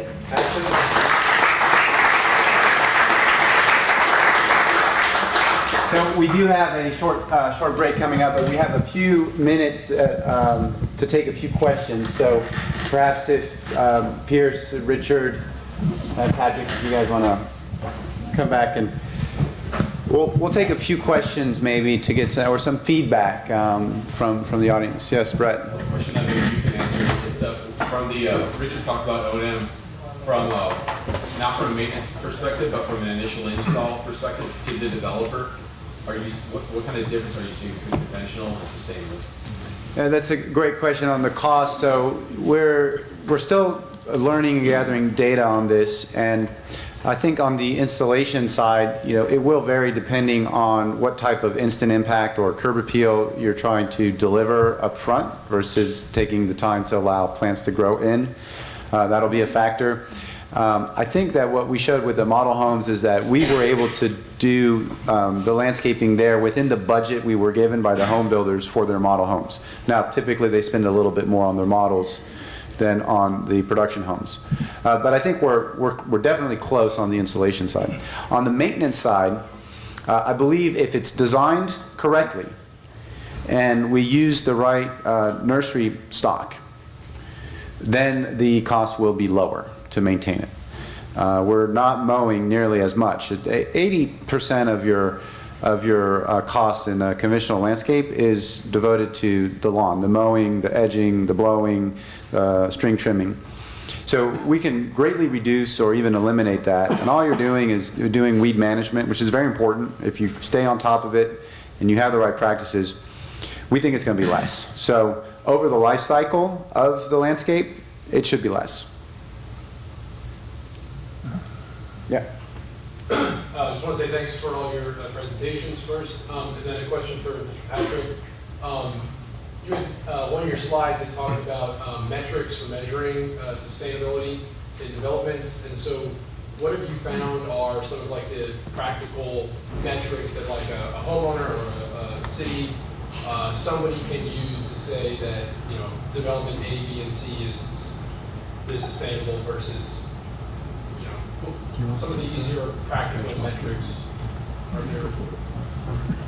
Well, that's part of what we're working on, is developing those metrics. Pierce's group has been working on that. Things like water use is key, and what his work has shown is you can get that metered data off most homes, which is fantastic. Fertilizer and pesticide use is another thing I think that could easily be monitored and recorded. These are kind of the key inputs. Things like wildlife habitat, there are already some existing certifications for residential lawns that base it on what your habitat is, what kind of plants you have, and that kind of a thing. So there are some existing metrics as well, but one of the outcomes of the work we're doing together, hopefully, is to develop what those metrics are. Yes, in the back? We're a community that is trying to move, or an established community that is trying to move to more sustainable landscaping, both in our homeowner areas, but particularly in the community common areas. And one problem we have is that many of the plants that are like peanut grass, for example, we have too many animals that eat it all. So there's that problem that we have, and then there's also the weeding problem. So we are struggling with how to control weeds without using chemicals.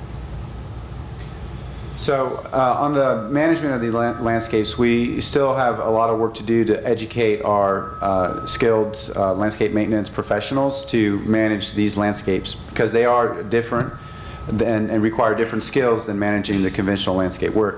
Currently, we want them to be really good at knowing how to operate mowers and two-cycle equipment, and how to operate safely and efficiently. In this case, they need to know a little bit more about plants and soils and so, for example, how you plant the landscape is very important. You don't want to disturb and awaken the seed bank. So, that is an important lesson to impart. And then how to manage the weeds. You need to be very, very aggressive about putting the effort and energy up front into staying on top of it so that it never gets out of control. And eventually, you gain control over that battle with the weeds over time as your plants start to cover ground and choke out the non-desirables. So it's just a different approach. We know that it can be done, but we also know that it's easy to fail if you don't have the right training. So I think one of the goals of the Outside Collab is to create training tools for homeowners and landscape professionals so that we can raise that standard of education so that your communities, communities like yours will be more successful. The perennial peanut, as far as the animals eating it, it is a forage crop. It's one of the most nutrient forage crops, but there's a balance. You want things eating your plants because that means they're part of the food web and ecosystem, but there is a balance there. So again, like we said when we started out, there's still a lot of challenges to overcome here, but there are solutions. Dr. Anderson had mentioned, and this kind of dovetails into an earlier question, the sustainable community award. Do you have any models or any other examples of communities that have some kind of metric, or how do you determine what is the most sustainable? I don't have a model for that yet, and I think it would be really a fun thing to establish, and and then sort of test out in a few places, and yeah, the kinds of metrics I think are what we've been talking about. Total water use per home, the fertilizer amounts that are being applied, and then the actual outcomes. How if we're looking at diversity of plant species, diversity of animal species. Yeah, the quality of the water in our ponds, are our ponds green or clean, and those are the kinds of things I would put in there. Sure. Yes. Yeah. For the average homeowner who wants a sustainable landscape, they may go to like Lowe's or even a commercial nursery. A lot of these places, they emphasize non-native plants. So is there anything being done to collaborate with these commercial nurseries to provide more native species? Yes, so we operate a large commercial wholesale nursery ourselves, and we are working with the other nurseries in Florida to try to build up the supply. I believe that we can overcome this supply issue pretty quickly. One of the things that will help is to define standards like Richard has done at Sunbridge with the community landscape design standards, which includes a plant list, or perhaps the local governments may have a look at their plant list. Anytime we kind of announce to the industry that these are the desired plants for our landscapes in this jurisdiction, we're essentially kind of giving nurserymen or nursery women a direction in terms of where the market is heading. And that will allow them to plant with more confidence these species. Now, we have a lot of the woody species already that you would need in terms of trees and woody shrubs, which leaves a lot of the grasses and herbaceous material, which is harder to source. But the good news is a lot of that material can be grown in a short amount of time. A lot of this stuff in the spring will grow out in 8 weeks. So with a little bit of planning and coordination, you can actually work with the nursery to get the material you need. So it has been an issue, and you're not finding that material at Lowe's and Home Depot. That's another issue. But I think there are solutions to that as well. So we have time for one more question. I think you have been holding your hand up for a while. This question is for Richard. About Tavistock control Sandwich. Did you consider using gray water as part of your water conservation? The short answer is no. The long answer is yes. We have a partnership with University of Florida, IFAS, the Program for Resource Efficient Communities. I think I got that right. Who helped us establish our entire sustainability agenda. And so that's constantly evolving, and we're constantly looking at ways to improve upon our performance. And if you come out, you'll see Tesla solar roofs, you'll see the sustainable landscapes, the sponsored research. I mean, we're doing a lot. It's never enough. And so we're going to be there for the long run, and who's to say that we don't, over time, develop additional water conservation practices and tools. Well, that will be the last question. We will have some more Q&A after the panel, which we'll present after the break. So let's take 15 minutes. Additional thoughts on tools and other great ways to promote the adoption of sustainable landscapes. So I'm going to hand it over to Deirdre Irwin, who's going to kick it off here in just a second. She's with the St. John's River Water Management District. She's going to bring us in at kind of a really high level, right? What are the tools and what are the research and what can we rely upon from kind of a state resource? I'm going to dive in a little bit more detail with Seminole County and the great work that you guys are actually already undertaking. Some of you may be aware of something called the Vision Plan. Some of you may not be. We're going to hit upon that, and then some other great tools that you have as a county. And then Dix.Hite with Dix.Hite is going to round out the presentation with a practitioner perspective. Chris and I are both landscape architects. She's been a leader in the field when we talk about how to apply this type of thinking and this critical assessment across multiple landscape typologies. So she gets the pleasure of finishing off the panel with some really great work that hopefully is inspiring. And so with that, I'm going to hand it over to Deirdre. Thank you. Good morning, and I'd like to thank Outside Collab for including me. I'm really excited to be here because this is a topic that's very close to my heart. And I'm going to be starting by really going to 40,000 feet, explaining why the time has come for this approach on many, many levels, especially from a water sustainability point of view. Let me... Oh, sorry, it's a little backwards. Oh, I always go backwards. I'm left-handed, and I think differently. But I also ate one berry and spilled it on my top, so it's one berry. So starting at a very high level, most of you know this, I'll move fast through these slides. Traditionally, our source of water has been the Floridan aquifer. It's been a fabulous, free source of very clean water that's been prolific throughout Florida. But now we know it is becoming constrained. So, oh, this is a bit blurry. I'm not sure how that happened. So what we're seeing in when we do our analysis every year, when we, the Water Management District, through our permitting, allocate water use for our entire 18-county region, every year we produce a report showing who's using the water.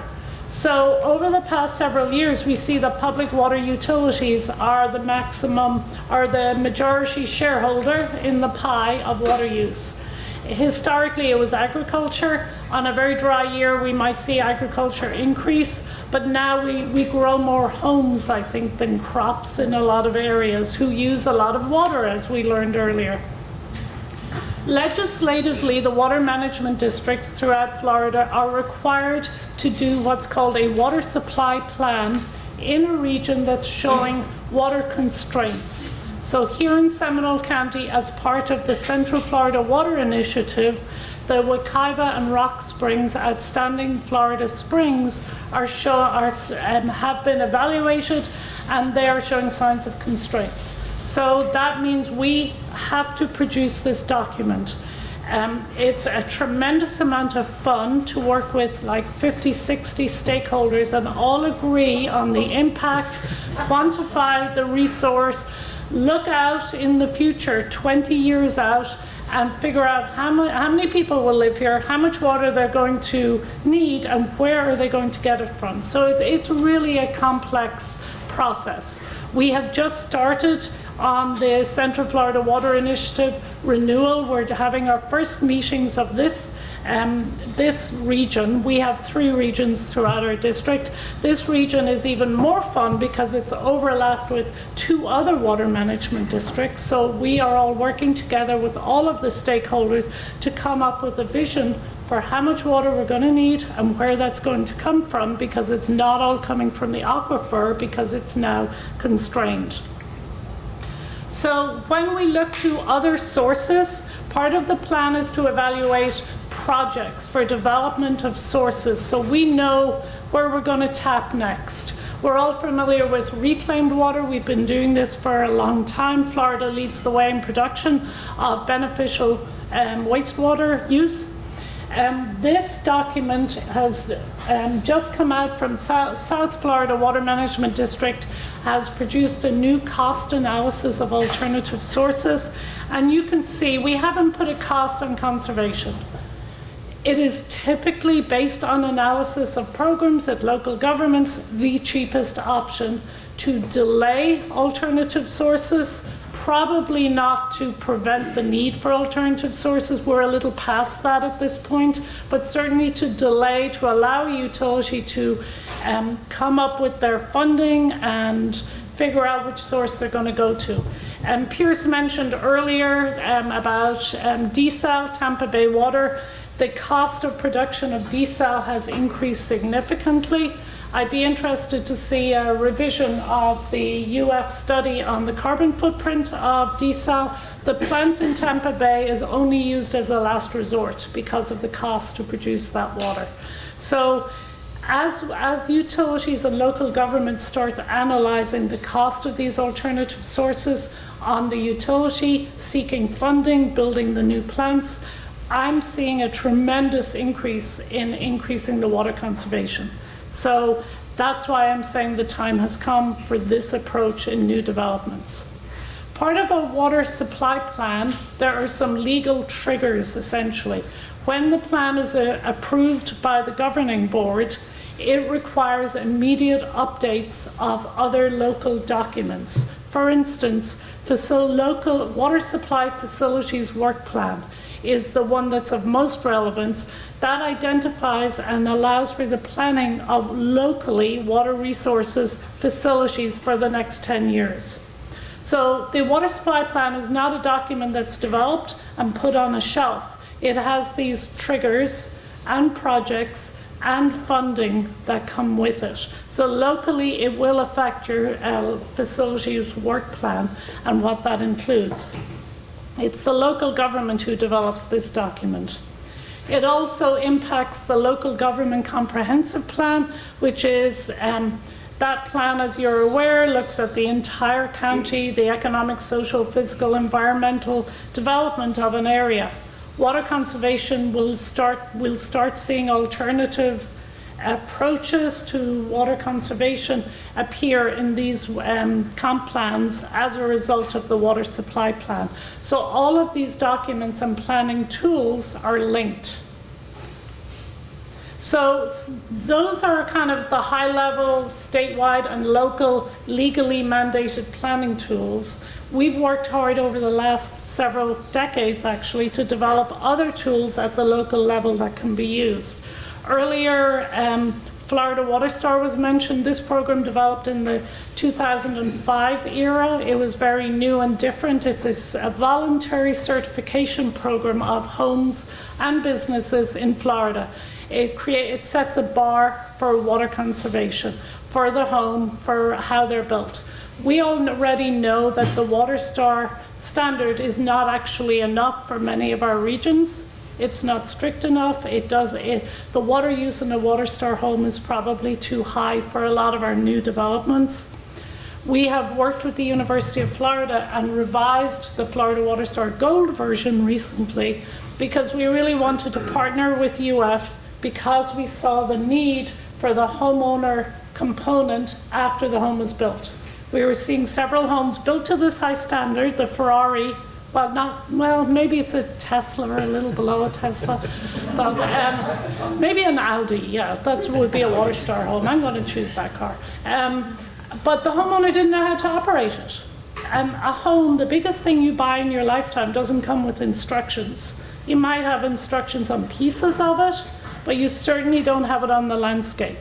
So by partnering with UF, we knew that there was an opportunity for us to work together, and they will help us with the follow-up homeowner education as part of the certification. It also included a requirement for natives and diversity to try and include these pollinator landscapes, and then also stormwater infrastructure, trying to include GSI, green stormwater infrastructure, into new homes that are built. Before I forget, the DEP has a fabulous new website, FDEP GSI is all you need to Google on stormwater infrastructure. It's got designs, studies, research, and it has a resource for local governments to develop brochures, door hangers, online social media components where you just plug in your logo to pre-written language about GSI to help educate your homeowners. So I really urge you to take a look at that.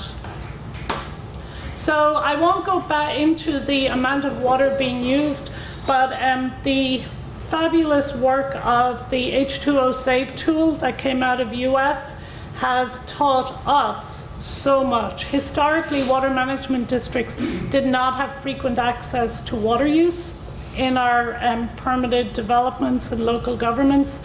This tool has taught us and shown us the importance of focusing on outdoor water use, whether it be reclaimed or potable.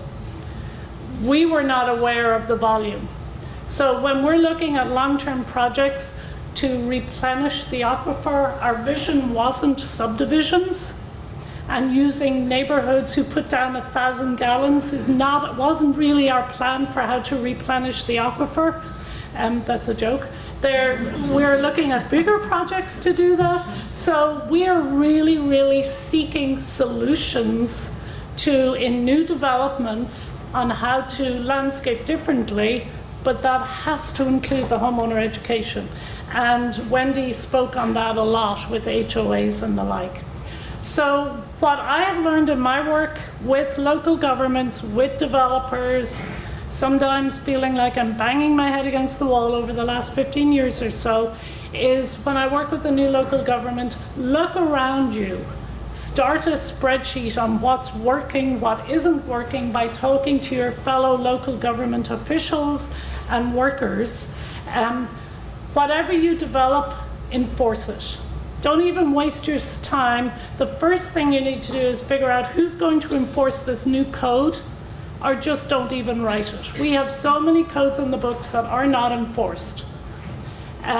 Offer training to your stakeholders. We can help with that. For over 10 years, we've been working with the Florida Nursery Growers Association, who are 100% behind sustainable landscaping, the FNGLA, to train their industry how to design and install efficient landscapes, and then collaborate with others. That's why I love the name of this initiative, the Collab, because none of us can do this alone. We have to all work as a team to implement programs like this. And then consider pilot programs. Before you change all your codes, consider maybe you're looking at legacy homes in Seminole County because you don't have a lot of new developments. Pilot something in one community before you maybe go county-wide, and then quantify. Partner up with UFH2O Save, you already are in Seminole. Quantify everything and be prepared to tweak your programs as you develop them for these legacy homes. And again, partnerships, we've had tremendous success in partnering with the FNGLA, Florida Irrigation Society, AWWA, Extension is a huge partner. But I think if we really focus our efforts, we really can make a difference. And real quick on HOAs, we developed a free webinar with CEUs for CAMs, Community Association Managers who work for HOAs. And the reason things don't happen is they don't know any of this. A CAM is typically someone who's worked their way up in a management company, gets their license, has never been taught anything about irrigation systems, fertilizer, contract writing for those maintenance contracts, but they are very eager to learn. So maybe look at some local training, have us come do our water efficiency or stormwater or conservation easement webinars. We can do them in person. And then look around for HOA expos. We've been having a table at HOA expos in Central Florida and now in North Florida for about 3 years. And just the level of education that can occur, or even offering sessions to the organization for HOAs in your area. That audience is really eager to learn more and really can contribute a lot in implementing programs in existing communities. And I think that is all I have. Thank you.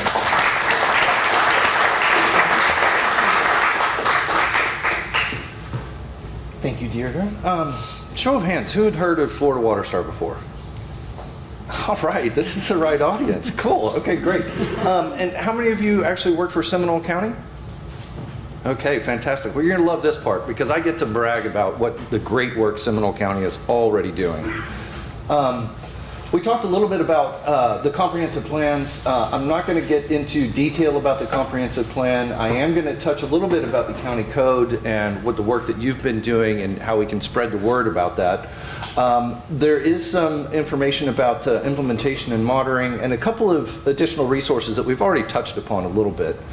But you can see in this diagram here how all of this kind of links together. And where we're at in the process at Seminole County is we're looking at these comprehensive plan updates that incorporate some of the information Deirdre was just talking about right now as we're speaking. So with that said, Envision Seminole 2045 was endorsed by the Board of County Commissioners in November of 2022. There are direct implications in terms of how this vision supports the idea of moving to a more sustainable landscape practice. These are the 5 goals. Specifically, if you think about diving into what's inside these goals with the strategies, the first one, protect wildlife. Well, that seems obvious, but if we're also using these native plant landscape enhancements, we're actually creating more wildlife, right? So we're actually giving the opportunity to have more food sources, right? So we're using our built landscapes to really even further support the existing native wildlife that's out there. We talked about this a little bit, but specifically in this goal is the mention of demonstration habitats in public spaces, right? So there is a tremendous opportunity for Seminole County to lead in this effort using your own resources of your wonderful park system, other open spaces, and some of that's already been employed, but we want to encourage everybody to think beyond just a small space and where can we even get more visual, more highly visible spaces and decorated spaces to make this happen. Somebody mentioned this earlier on in terms of connective corridors, and I'm not sure if it was you, Tim, or not, but the idea of using rights of way in a really thoughtful manner, in a thoughtful manner to actually encourage a habitat corridor, right? We've got really big rights of way in the county. What if we made sure that all of those had a network of native trees linking each of them together? That's an opportunity that was spelled out in this policy tool. Maintaining rural places doesn't sound directly applicable to creating native habitats and changing the paradigm of how we plant landscapes, but it really is, because written into this is the opportunity of expanding nurseries and growing native plants, right?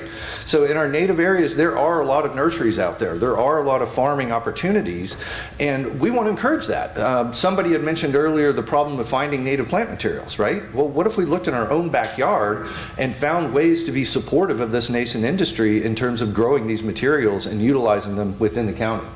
Another one was talking about enhancing design guidelines to maintain rural character, right? So the rural character is not necessarily rows of palm trees and seas of St. Augustine grass, right? So what does that blend look like where we can start to bring in more of this native enhanced landscape into the rural character, and where does that transect kind of stop and start? And Chris will talk a little bit more about that. And last one is pretty obvious, be green, right? This is a major goal. Plant more native trees, the land development code, enable green stormwater infrastructure. This is all written into the vision plan and where we want to take the next steps and guides how we're going to take those next steps. I think many of you have heard of the term low impact development, right? Well, we're switching industry-wide to more of the terminology of green stormwater infrastructure. So really kind of use those interchangeably as we start to think about changing this paradigm. And, you know, manage water responsibly. I didn't focus specifically on that because I knew Deirdre was going to hit the home run with what we need to do with our water resources. So where we're at now is we're looking at the evaluation and appraisal report, which is basically the bridge from the vision plan to the comprehensive plan, right? And so in this plan, we've got the goals identified. We're going to be looking at the action items, looking for overlapping goals and strategies, which there are a lot, as you can see, when it comes to implementing these native landscapes. And then, for example, you know, in terms of the Be Green, right? Coordinating with HOAs. We've hit upon that a number of times, but it's really, really critical because they are the folks that are on the ground in these large communities that can have significant impact in terms of changing the paradigm. Adopting code updates, which I'll hit a little bit, and then identifying county lands for demonstration. In terms of the policy tools, I'm not going to hit on this a lot, but I did want to mention that the county itself is working on a holistic water plan. This ties into all the great work that the St. John's is doing along with the regional water planning. It's a systems-wide approach in terms of how to manage the water resource, link departments, and really think holistically about how you're using your water wisely. And I just throw this out there, this seemed like a good place to do it, but we're estimating that more than half the water used by homeowners right now is for irrigated landscapes, right? And so that is low-hanging fruit in terms of where we can make a big improvement. In terms of the comprehensive plan, I mentioned that it's in the works, but I did want to point out a couple of things that are already in the comprehensive plan, right? So the transportation element. Transportation element? We're talking about native landscapes, right? We're not talking about FDOT. Well, written into there is the opportunity to require and investigate context-sensitive landscape standards, which is Florida-friendly landscape standards. It's not 100% native landscape standards. I think we've mentioned that before. IFAS has done a fantastic job and continues to do a fantastic job of updating this document for plants that make sense to use in a responsible manner in Central Florida and throughout the state for that matter. But it doesn't mandate 100% native, and I don't think we have to go there to really make an improvement. In the future land use element, there's also pending some land development code updates which do hit upon the identification and specifically mentioning Florida-friendly landscape practices. And the future land use element actually even has more associated with the arbor regulations as well, which we have produced that content to date. You all have produced that content to date, and that's in the works. There is, in addition to some of the things I just mentioned in the Land Development Code, there is a new effort in coordinating a couple pieces of the code to protect existing landscapes. There is in the arbor regulations an updated preferred tree list. I mentioned those corridors. We've got a new tree list that we're preferring to use. And then in terms of the Florida-friendly plant list and the Florida-friendly design standards, those are directly referenced in the updated code now. And the irrigation standards are pending a 2023 update. So that's coming. So we don't have to rewrite all of our irrigation standards in our code. We can rely upon the great work that the state is doing, supported by all of these different organizations. You know, we mentioned that this was a collaborative, right? So while we as practitioners working with Timothee and the developer world and all these other folks are doing the outside collaborative, it takes a village, if you will, of governmental and non-governmental regulations and agencies to come up with something like these irrigation standards that are going to be rolled out here in 2023. Interesting to note, I've had the pleasure of working with the county on updating some of these codes. When we first started talking about this before the pandemic, they were like, okay, well, how do we start implementing Florida friendly? And we were investigating the county code. I actually found that you guys already referenced Florida friendly, but it was only in the fertilizer ordinance part of the code, right? That was it. That was the only place we found it. And then you heard some of the great research that we're starting to notice in terms of what is written in the Florida friendly ordinance. We can do better than that with these more enhanced native landscape practices. So that said, I'm just going to hit upon a couple of things here. You guys have, this Seminole County has an amazing amount of resources. You go into the county offices, you see the publication wall, you see all of these various resources. If you haven't heard of these, I'd be surprised, but I did want to point out there are specific learning opportunities that you can engage your constituents with to encourage the use of Florida-friendly landscaping and the other tools that are offered by IFAS. We mentioned this before, and I'm going to use a pretty picture to highlight what Deirdre was saying. There are upcoming training sessions, so just find it. Get on the St. Johns River Management District website, and you'll see it's right there, the resource for community associate managers. It's not just for folks who are CAM managers, it's also for anybody who is out there working in these landscapes. So you don't have to be an association manager. This is very good information for anybody who is maintaining landscapes out there. I did want to hint a little bit about FDEP. I mentioned the low impact development and green stormwater infrastructure. There's another tool out there for a community audit. This community audit is specifically about auditing your own code, right? And so this is a tool that is readily available, and you guys can find it on the website. And then she also mentioned the other green infrastructure website. I'm super encouraged by this. This tool is super easy to use. So definitely get the word out. This is new, and it's really worth checking out. Last thing is industry programs. We kind of hinted upon this, but CEUs and other opportunities. I attended a great session out at Cherry Lake on nursery best practices for Florida standards. I encourage everybody to get out there and find those and share those resources internally and amongst yourselves to encourage more people to take these classes. With that, I'm going to turn it over to Chris, and she's going to talk a lot more about bridging the gap across disciplines.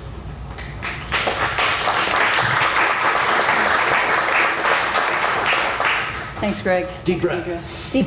Yeah, so happy to be here. I'm a practitioner, a landscape architect, and have really been working, hard over the past, I don't know, way too long. No, not way too long. Still have more to go. To get these landscapes installed, and I've also had the pleasure of and opportunity to do that in landscapes of scale, both on the private side, a developer side of life, as well as the public side. So parks, right-of-ways. We're the landscape architects on Sunrail. If any of you all ever ride that system, you'll notice that each of the stations are all native, predominantly native landscapes, which is pretty cool. That was actually written into the requirements by the team. So, there's a lot of positive, incredible things happening out there. Y'all are a part of it. That's why you're here. You're interested. So I'm just going to share some of the tools that practitioners that we're using to communicate some of these ideas to folks like you all, as well as to, stakeholders and the public. I went backwards. Seems to be common. So the practitioner and practice perspective. Why is outside, so important to practice? The Outside Collaborative is an amazing tool to have access to all of the information and data that can help us share the why behind what we're doing, and it will really help us all work towards a more sustainable future, 2070 and beyond, as we like to say. And I never do a presentation like this without re-emphasizing the 4 tenets that we're really after here. Minimizing or eliminating irrigation, minimizing or eliminating fertilizer, minimizing or eliminating pesticides, and maximizing biodiversity. And the team here has really shared why those things are so important. I like to start with the big picture. And I think, again, I'm a little bit speaking to the choir here, but it all starts with sustainable land design and development. And as Greg shared, Seminole County is doing a great job of developing the code language and vision to support sustainable land design and development. So that's exciting and encouraging. And I'm happy also, by the way, to be a practitioner that we have our offices here in Longwood. So just really happy to be a part of this community. But walkability, a lot of the tenets that you all are promoting are moving towards this ideal. Landscapes can do a lot. We like to say across the transect, from the urban core to the rural edges. We can create functional landscapes that regulate local climates, that provide wonderful breathable atmosphere, promote pollinators, and then great soil and vegetation, obviously purify stormwater. So how do we put these things into practice? We've talked a lot about, how do you benchmark sustainability. There's tons of tools, from the Sites Initiative to LID, Florida Friendly, just tons of things. I'm going to introduce a new tool that the Outside Collaborative has developed to help to also help promote these practices. So, of course, the challenges and the obstacles. The other day, we have an office up in Atlanta, and I was, flying out of I love to sit by the window, and I love to look out the window at the landscape. As you're landing, as you're taking off. This is all too common of a view as you're looking out of the plane window, right? And this is what we're seeing that's getting propagated literally, throughout the Southeast, not just Florida, it's throughout the Southeast. You fly into Atlanta, you see the same thing, and, red tide. So we're all a part of the solution. So I'm going to start from the micro, and I want to talk about some of the design and communication tools that we're using in practice. Not because we have to, but because we want to, and because we want to communicate, how we can get this stuff done. So the micro. Also, you know, as practitioners, we're also creating tons of tools for everyone to utilize to implement these things, from pattern books to codes to design guidelines.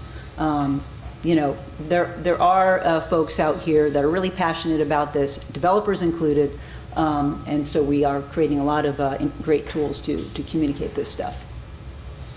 So let's start at the homestead. And let's start with how we're refining some of these communication tools. And we've designed these tools such that developers, homeowners, homeowner associations, jurisdictions, designers, contractors, and growers can use them. We like to start at the micro, at the homestead, because most of us live somewhere, and a lot of us live in a home. And so we can kind of relate to that scale, right? So we start with the small scale. This happens to be a colleague of mine's home in College Park, and he's individually, you know, working to change, you know, the paradigm by simply showcasing how a landscape that is sustainable can be beautiful. You know, it doesn't have to be wild and woolly. It can be an amazing, beautiful landscape. These are also all Dix.Hiters, as we like to say. That's up on the upper right. That's our bungalow landscape. It's in the historic district in Longwood. It was the first commercial water star landscape in the state, which is pretty cool, and it's still thriving to this day. It was planted in '05.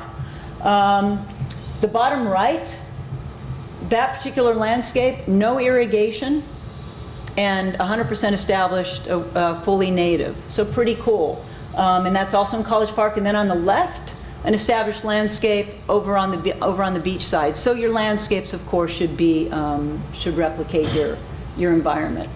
Why are we focusing on the micro first? Why residential design? You know, as you all know, Florida's population continues to really rapidly increase. As we heard, I think the percentage was 67% of us live in master plan communities. And again, the mass grading, clearing, and installation of turf monocultures result in heavy resource consumption. And we know that we need to protect our resources. We're hearing these metrics, okay? You know, an average household uses, you know, up to, say, 400 gallons a day, which sounds like a lot, and half of that is going to irrigation. We've got to change that. We can change that. So the Outside Collaborative decided that, all right, how can we continue to show how we can install these landscapes on the micro scale? So we came up with a pattern book, really designed, again, for jurisdictions, for anybody to use as a base to build your own pattern book. And this really starts to describe to folks, how do you get these landscapes done? Whether you have an existing landscape or whether you're handing this document to a builder and they need to install these landscapes. Basic table of contents is we introduce how to plan your site, how to pick, how to prep and prepare the site, and then how to maintain. This is a document that is going to build and grow in its maturity. But we are really excited about it, and you can download this off of the Outside Collaborative website. So again, the big four: low water use, ecosystem benefits, healthy soils, holistic pest management. Within the document, we work to showcase how we can modify the landscape to achieve these goals. We explain, you know, what is a yard? You know, what does a yard mean? Is a yard what we think it is, that uses, you know, 300 gallons of irrigation water a day? Or can it be something different, that we can actually spend time outside and it has ecosystem benefit and it uses way less water? We're calling it the new yard. The new yard is a thriving part of the surrounding ecosystem that promotes habitat and usability. And the pattern book really works to showcase how you can get there. So we showcase low water use, everything that you can do to lower your water use in your yard. We speak to ecosystem benefits. And these are literally just pages out of the pattern book. It's a really useful kind of interactive tool. We speak to healthy soils, starting out with compost to build that healthy soil profile. We talk about holistic pest management. You've heard a lot about that today.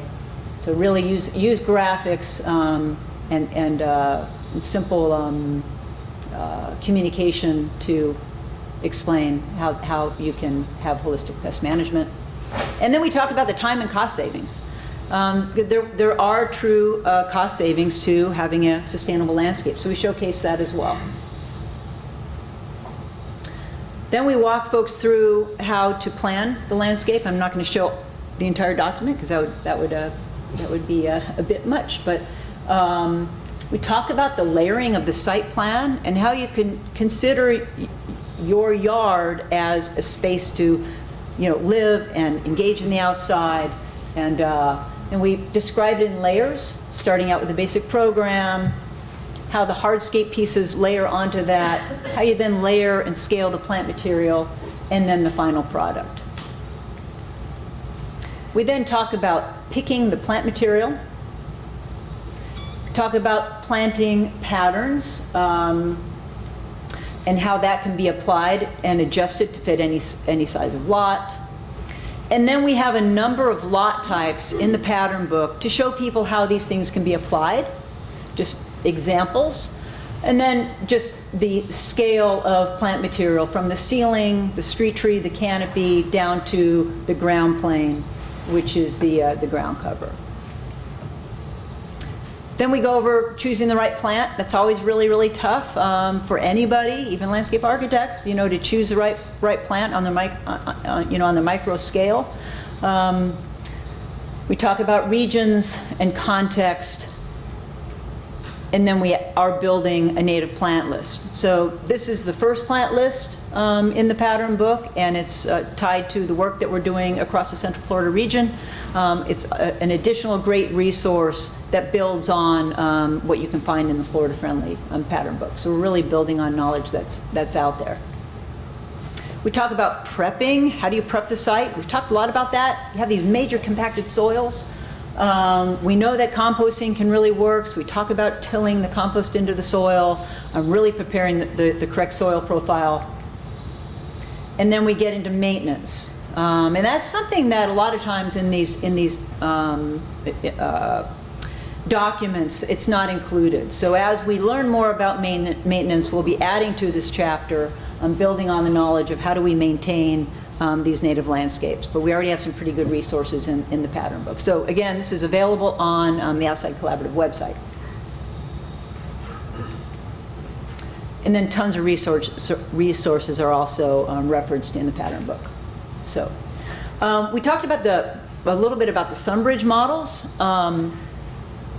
We didn't talk a lot about how that happened, exactly. So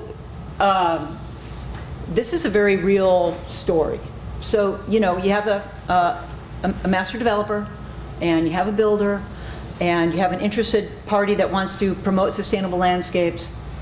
When a builder gets a lot of times the transition of lot to home goes very quickly.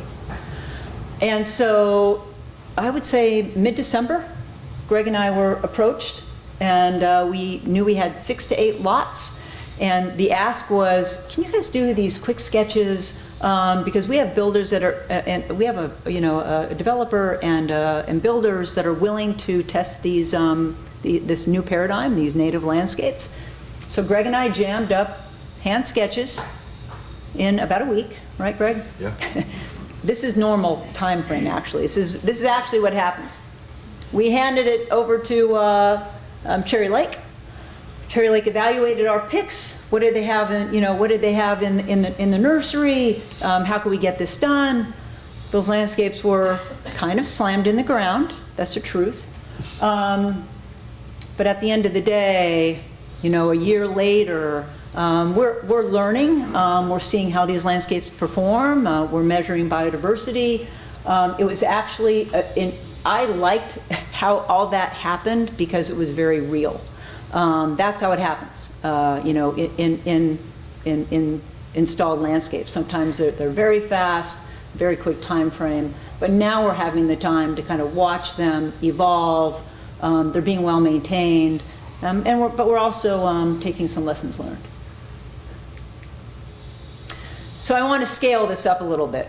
How do you apply some of the things we're doing at this small scale across all of the things that we deal with as a county, as a jurisdiction, you know, as any entity? Infill and urban housing. So one of the tools we use at Dix.Hite to explain how to approach a landscape from a sustainable standpoint to perhaps a developer client is we talk about landscape intensity. We literally paint the picture of landscape intensity. How do I do this? So oasis zones, like pool and entry, high intensity landscape, right? So that's your maybe your more ornamental landscapes. Medium intensity landscape, building edges, frontages. Low intensity landscape, parking lots. And then wet dry pond edges, okay? So just tools to, simple tool to explain how do you approach a landscape like this. And it's a roadmap. Oops, wrong way, sorry. And then people love pictures, right? We show what that looks like. High, you know, a little more ornamental, high intensity landscape. Medium intensity, that's the edge, that's the frontage. And then low intensity, those are the edges, those are the littoral edges, that's maybe the forested edge. People love this. You know, folks love this as a communication tool. And then they can then, like let's say I'm the builder, developer, I can then hand this to my marketing and sales folks, and you know, you can they can help sell this and help explain to folks that might be buying or leasing the approach to the landscape. And marketing people love to tell stories. So a few success stories across the region. So I showed that little diagram of a multifamily housing site. This happens to be in Orange County, in Hamlin, normalizing low impact development and a native approach to landscaping. And it's in the ground and it's successful. Little LID swales with little accesses to units, walkability. All right, I'm going to jump scales. Public realm, sharing strategies with the stakeholders, with the community, with folks that might come to a public meeting. So let's say you're designing a park and you want to explain how the landscape transect works. We'll use simple graphics to talk about the high intensity zone, the play zone, that might be the higher maintained landscape, the medium intensity, which are the swales, the walking edges, and then the low intensity, that might be the area under canopy. So a lot of times really simple graphics can do a great job of explaining the design intent. And then even simple graphics like this, the high intensity zone, the edges, the low intensity zone, and then the outside edges of the park, for example. Oh gosh, I keep on doing that, sorry. So, we then use a similar graphics to explain high, medium, and low, right? You all might recognize some of these places. So that happens to be Oviedo on the Park, which happens to be in Seminole County. So that's a high intensity zone. That's also Oviedo on the Park, medium intensity, and then saved trees and canopy, passive circulation, low intensity. Again, that graphic really helps explain the idea of the landscape transect, and it's applied in public practice. It's a great example. Seminole County has some incredible examples as well. Solary Park in Oviedo, I don't know if Megan's still here, is a great example of a cooperative effort between multiple jurisdictions, FDOT, City of Oviedo. They had a rectangular pond and a square pond, combined it into a lovely pond with littoral edges. Deirdre, who knew? And it's planted and beautiful. And oh, by the way, during Hurricane Ian, literally functioned so well. Was completely flooded, did its role as stormwater pond, and as it went away, it actually, frankly, looks better after than it did before. So pretty cool stuff. So you can see the landscape transect in action. All right. And then simple education, you know, y'all know, signs, QR codes, educating the public in the landscape so they can understand how the landscape's functioning. We did it in Ryder Park, City of Longwood. You walk around that little 7-acre park and there's little QR codes and educational signage. We did it at Crest Lake Park. We're doing it at Solary Park. So you can really start to tell the story to the public as they're enjoying being outside. Again, applying the transect. Heavy use areas, transitioning to low use areas. So even larger scale landscapes. Master plan communities, towns, campuses, expressway systems. We use tools to walk the stakeholders through the analysis of how we're evaluating how we're going to approach the landscape. In this particular case, large-scale master plan community plan, we're mapping out the existing primary ecological communities, and then we'll we understand the land, and then we start applying that to the transect. We create heat maps to show high, medium, and low intensity landscapes. Again, just using these communication tools to explain why we're doing what. And then again, the pretty pictures and the graphics, places and spaces that people might be familiar with. High intensity, concentrated at community centers, neighborhood centers, and amenity areas. Medium intensity, key fabric connections and residential zones, ecological touch points. And then low intensity, the transect edges, the rural edges. Could even be where your backyard literally transitions to your rural natural edge. This is a community over in Pasco County. So one thing that both master developers, homeowners associations, and communities can do is showcase the public, showcase the application of sustainable landscapes in the public realm. That's what we did at this particular community. It's been in the ground, and it's still going in, and there's lots of lessons learned here. It's interesting that, so that's Bahia. In our park spaces and in our public realm, we applied the rules of sustainable landscape at a real high level. It's in complete contrast to what we were able to do on the builder sites. We're working to change that. But really a great example of applying the transect. And then celebrating this in the public realm. If a jurisdiction can do it and showcase it, and as you're driving to your home, you're going through this wonderful, beautiful, native landscape, then it's really going to start to influence homeowners and the folks that live there. And then I have to mention conservation and preservation, applying the transect, recognizing those beautiful areas that should be saved as a part of master planning. And then those touch points, those education points, I want to hammer that home, making those visual connections to the natural landscapes, explaining, in this particular case, this is a whole restoration area. We wanted to provide that touch point. So next steps, so I mentioned the pattern book. We're going to continue to refine the pattern book. We'd like to expand the pattern book chapter by chapter to take it to scale. So we'll do a medium scale chapter, a large scale chapter, and then even maybe a town chapter, just to kind of show folks how we can apply these principles at scale. We'd like to, exploring the public space network with master plan communities, expanding the plant list and the prep and maintain sections as we learn things, and then exploring retrofitting existing neighborhoods. I'm really excited to hear about some of the work that's happening in Seminole County and Volusia County. Loved hearing about the work at Victoria Park. And that's it. Thank you very much.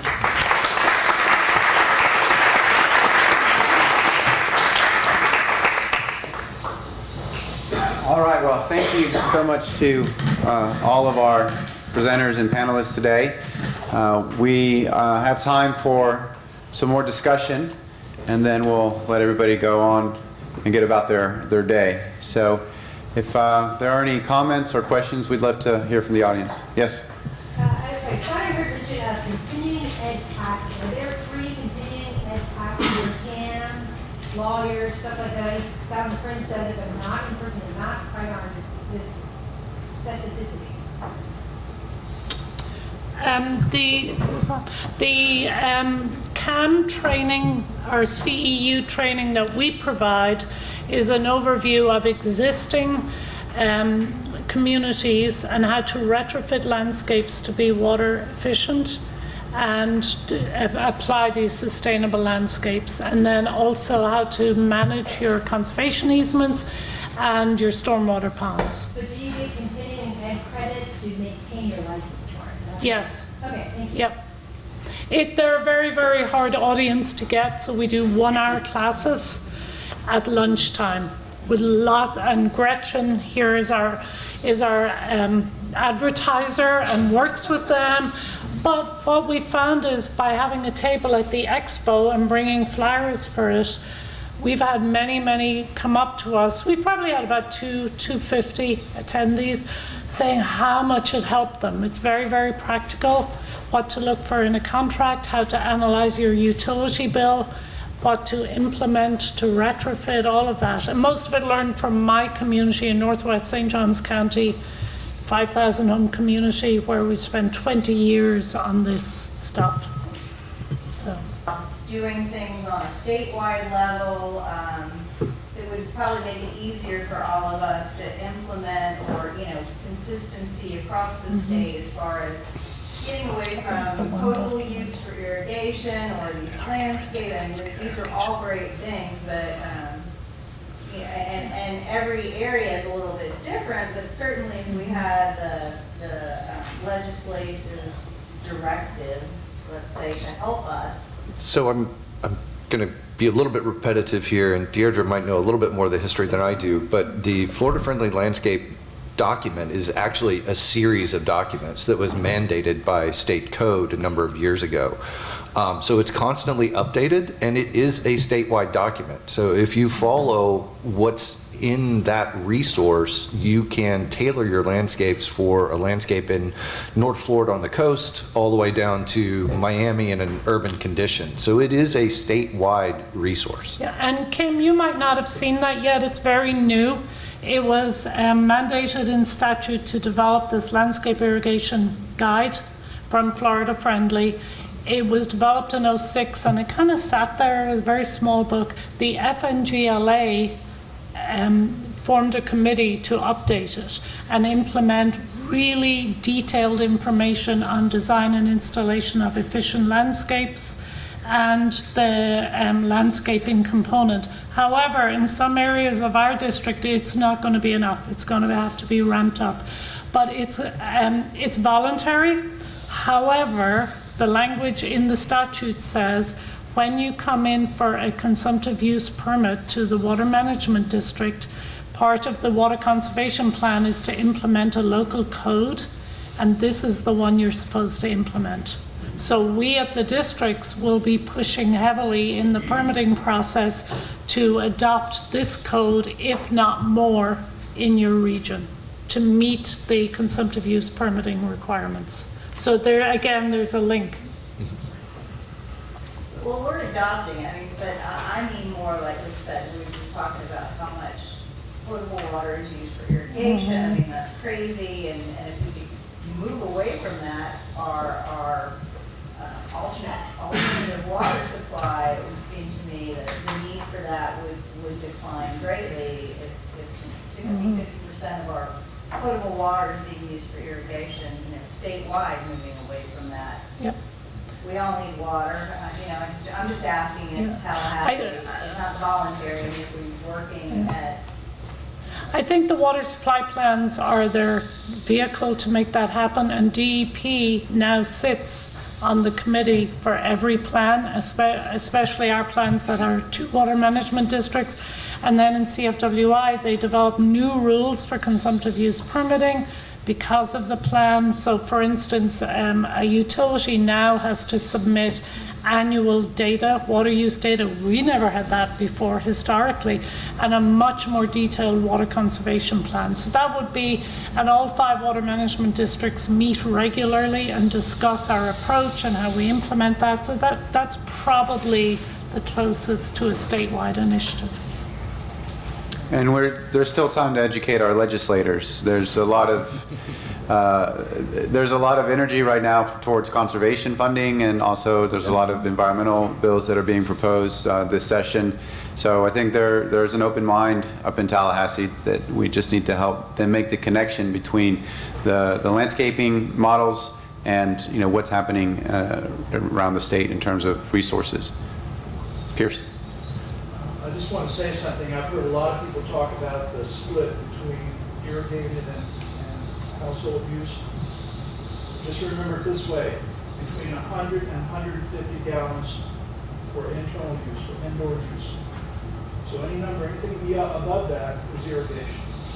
So what's happening here in Seminole County, the images that I showed you, if you're getting potable water in your home, you've got dual potable meters. That example that I showed you, those folks were using 770 gallons. 150 of that was for indoor use. So it's way more than double. In this county, it is not way more than double in Osceola County. And I want to say why. Florida Water Star, we did a study at Deirdre's request down there, and what we found is that the way it was implemented in Osceola County, the builders started not putting irrigation in the backyards. That's why those numbers were so low. And it had nothing to do with an efficient irrigation system. It has to do with eliminating irrigation from the landscape. So if you take one thing away from this meeting, don't forget, that's the goal. I live on a farm in Mickanover, Florida, and I have oak trees like this that have never been irrigated. It is not necessary to take care of the soil. The landscape will take care of itself. But I'm afraid that we start talking about certifications and education, all this, and we forget the simple message. Don't need these irrigated landscapes. We need to re-establish natural landscapes. I'm sorry for being preachy, but that data that she referred to, Deirdre said, quantify, quantify, quantify. It doesn't matter about certification, it doesn't matter about logos, it matters how much water is flowing to the household for that landscape. So, sorry. Oh, thanks, Pierce. We have any other questions? I can count. I know that in Winter Springs, and Sanford and other communities that have, and maybe Ms. Irwin may be familiar, that we've attempted other water uses, because we also know that clearly 50% of the water in Winter Springs is used on lawns. At least. Irrigation.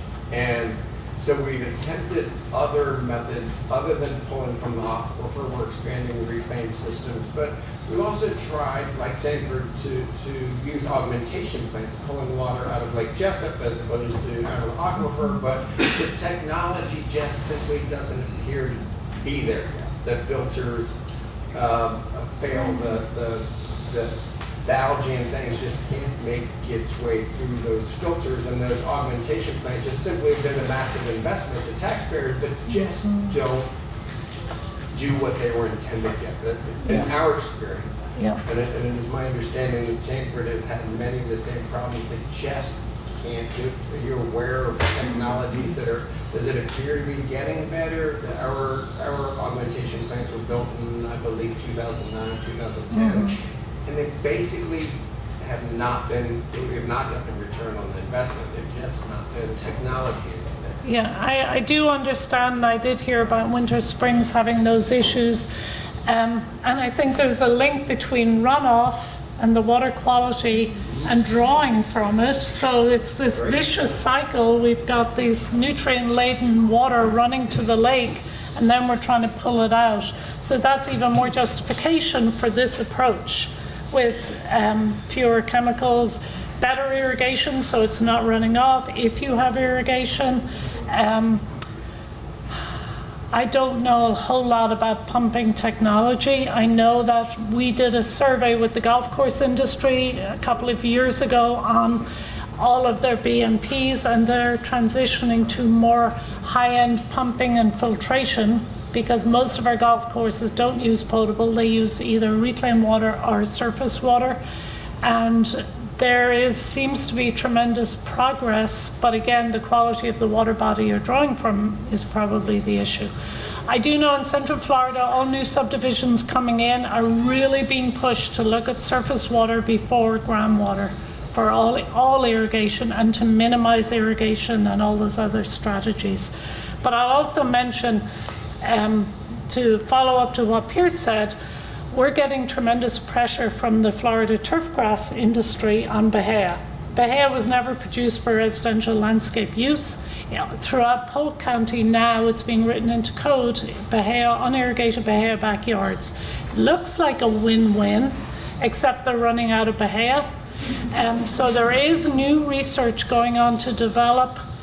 It's not even developed. They have some new drought-tolerant turf grasses like Citra Blue and the like, but to experiment using them with minimal irrigation, if any.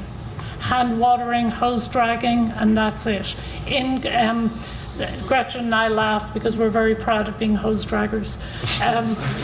But adding compost, trying some of these other species, and not having the in-ground irrigation. All that's happening right now, and in Marion County, on top of the world, is experimenting with all of that, because they need solutions. But I am not an expert on pumping, I'm sorry. Okay, we'll take just a couple more questions. To the question over here, I just want to ask if any legal eagles in the room, I don't think there's anything that keeps city commissioners or county commissioners from right now saying, look, you just can't water your grass. I don't think that, so I think your question is, can the state just come in, and since there's not 400, there's 400 cities, 67 counties, the state, it's like 200 people, you convince them, they could just come in and preempt us. So the question is there anything from the water management side or state side that protects people against us? Like, I am a local level person. Is there something that protects us from taking your water rights back? Like, is there a right to water your lawn? There's a right to access water. You can put in a well. So say the utility denies you water. We have a few developments coming in where the utility is giving them indoor water only, 0 outdoor water at 1,000 home developments that I'm working with. But to establish a new landscape, they want access to some level of water use. But we, with preemption, we do not disallow wells. That's written into code, statute. However, an HOA can disallow wells. And with these two communities that we're talking to, we've told them we want to see that language in the CC&R documents that no residential irrigation wells will be allowed. I have time for one final question. Yeah. So when you were installing these new natural landscapes, what kind of soil mitigation were you doing? Is it just working with the existing soil and aerating it, or are you having to also bring in? Yeah, but on the model homes, on 2 of the model homes, they were composted, and then the remaining model homes weren't.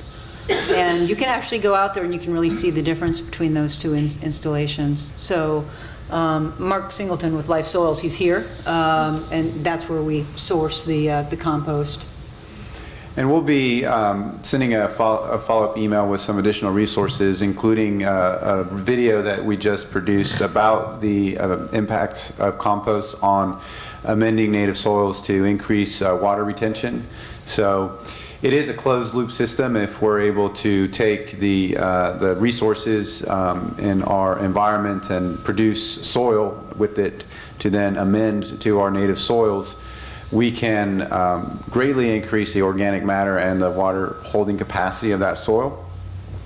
And we're also introducing, very important, we're introducing life back into the soil in terms of the fungal and microbial communities that are absolutely imperative to sustaining the plant physiology and nutrient uptake and things of that nature. So it's a big part of our approach that requires a lot of education. but ultimately it's feasible and attainable. We have some really good resources in Florida to do this. So. Tim, if I could just real quick, one thing that we haven't mentioned is that the Outside Collaborative is working on our next Central Florida program. We're targeting sometime in the fall, and there will be additional results of the ongoing research presented at that time. That's right. We're going to be doing this in October. We'll be going back to Sunbridge so that we can follow up on the landscapes and the research there. We'll be bringing in more speakers. It'll be most likely a 2-day event. So hopefully you guys are inspired. It is very challenging, as you guys can see. There's lots of issues, lots of obstacles, lots of problems to solve. But I think the magnitude of the opportunity is such that it's worth leaning into it in terms of protecting our natural resources and making this connection between what we're doing in our landscapes and what happens to our natural resources all over the state. So. We believe that we can be successful if we work together, and I think that this team has done amazing things in a short amount of time, and we can really keep the momentum going. And you might be surprised how far we can get in the next 3 to 5 years if you guys join us and put your energy into it. I think we can do it. So thank you all very much for your attention today.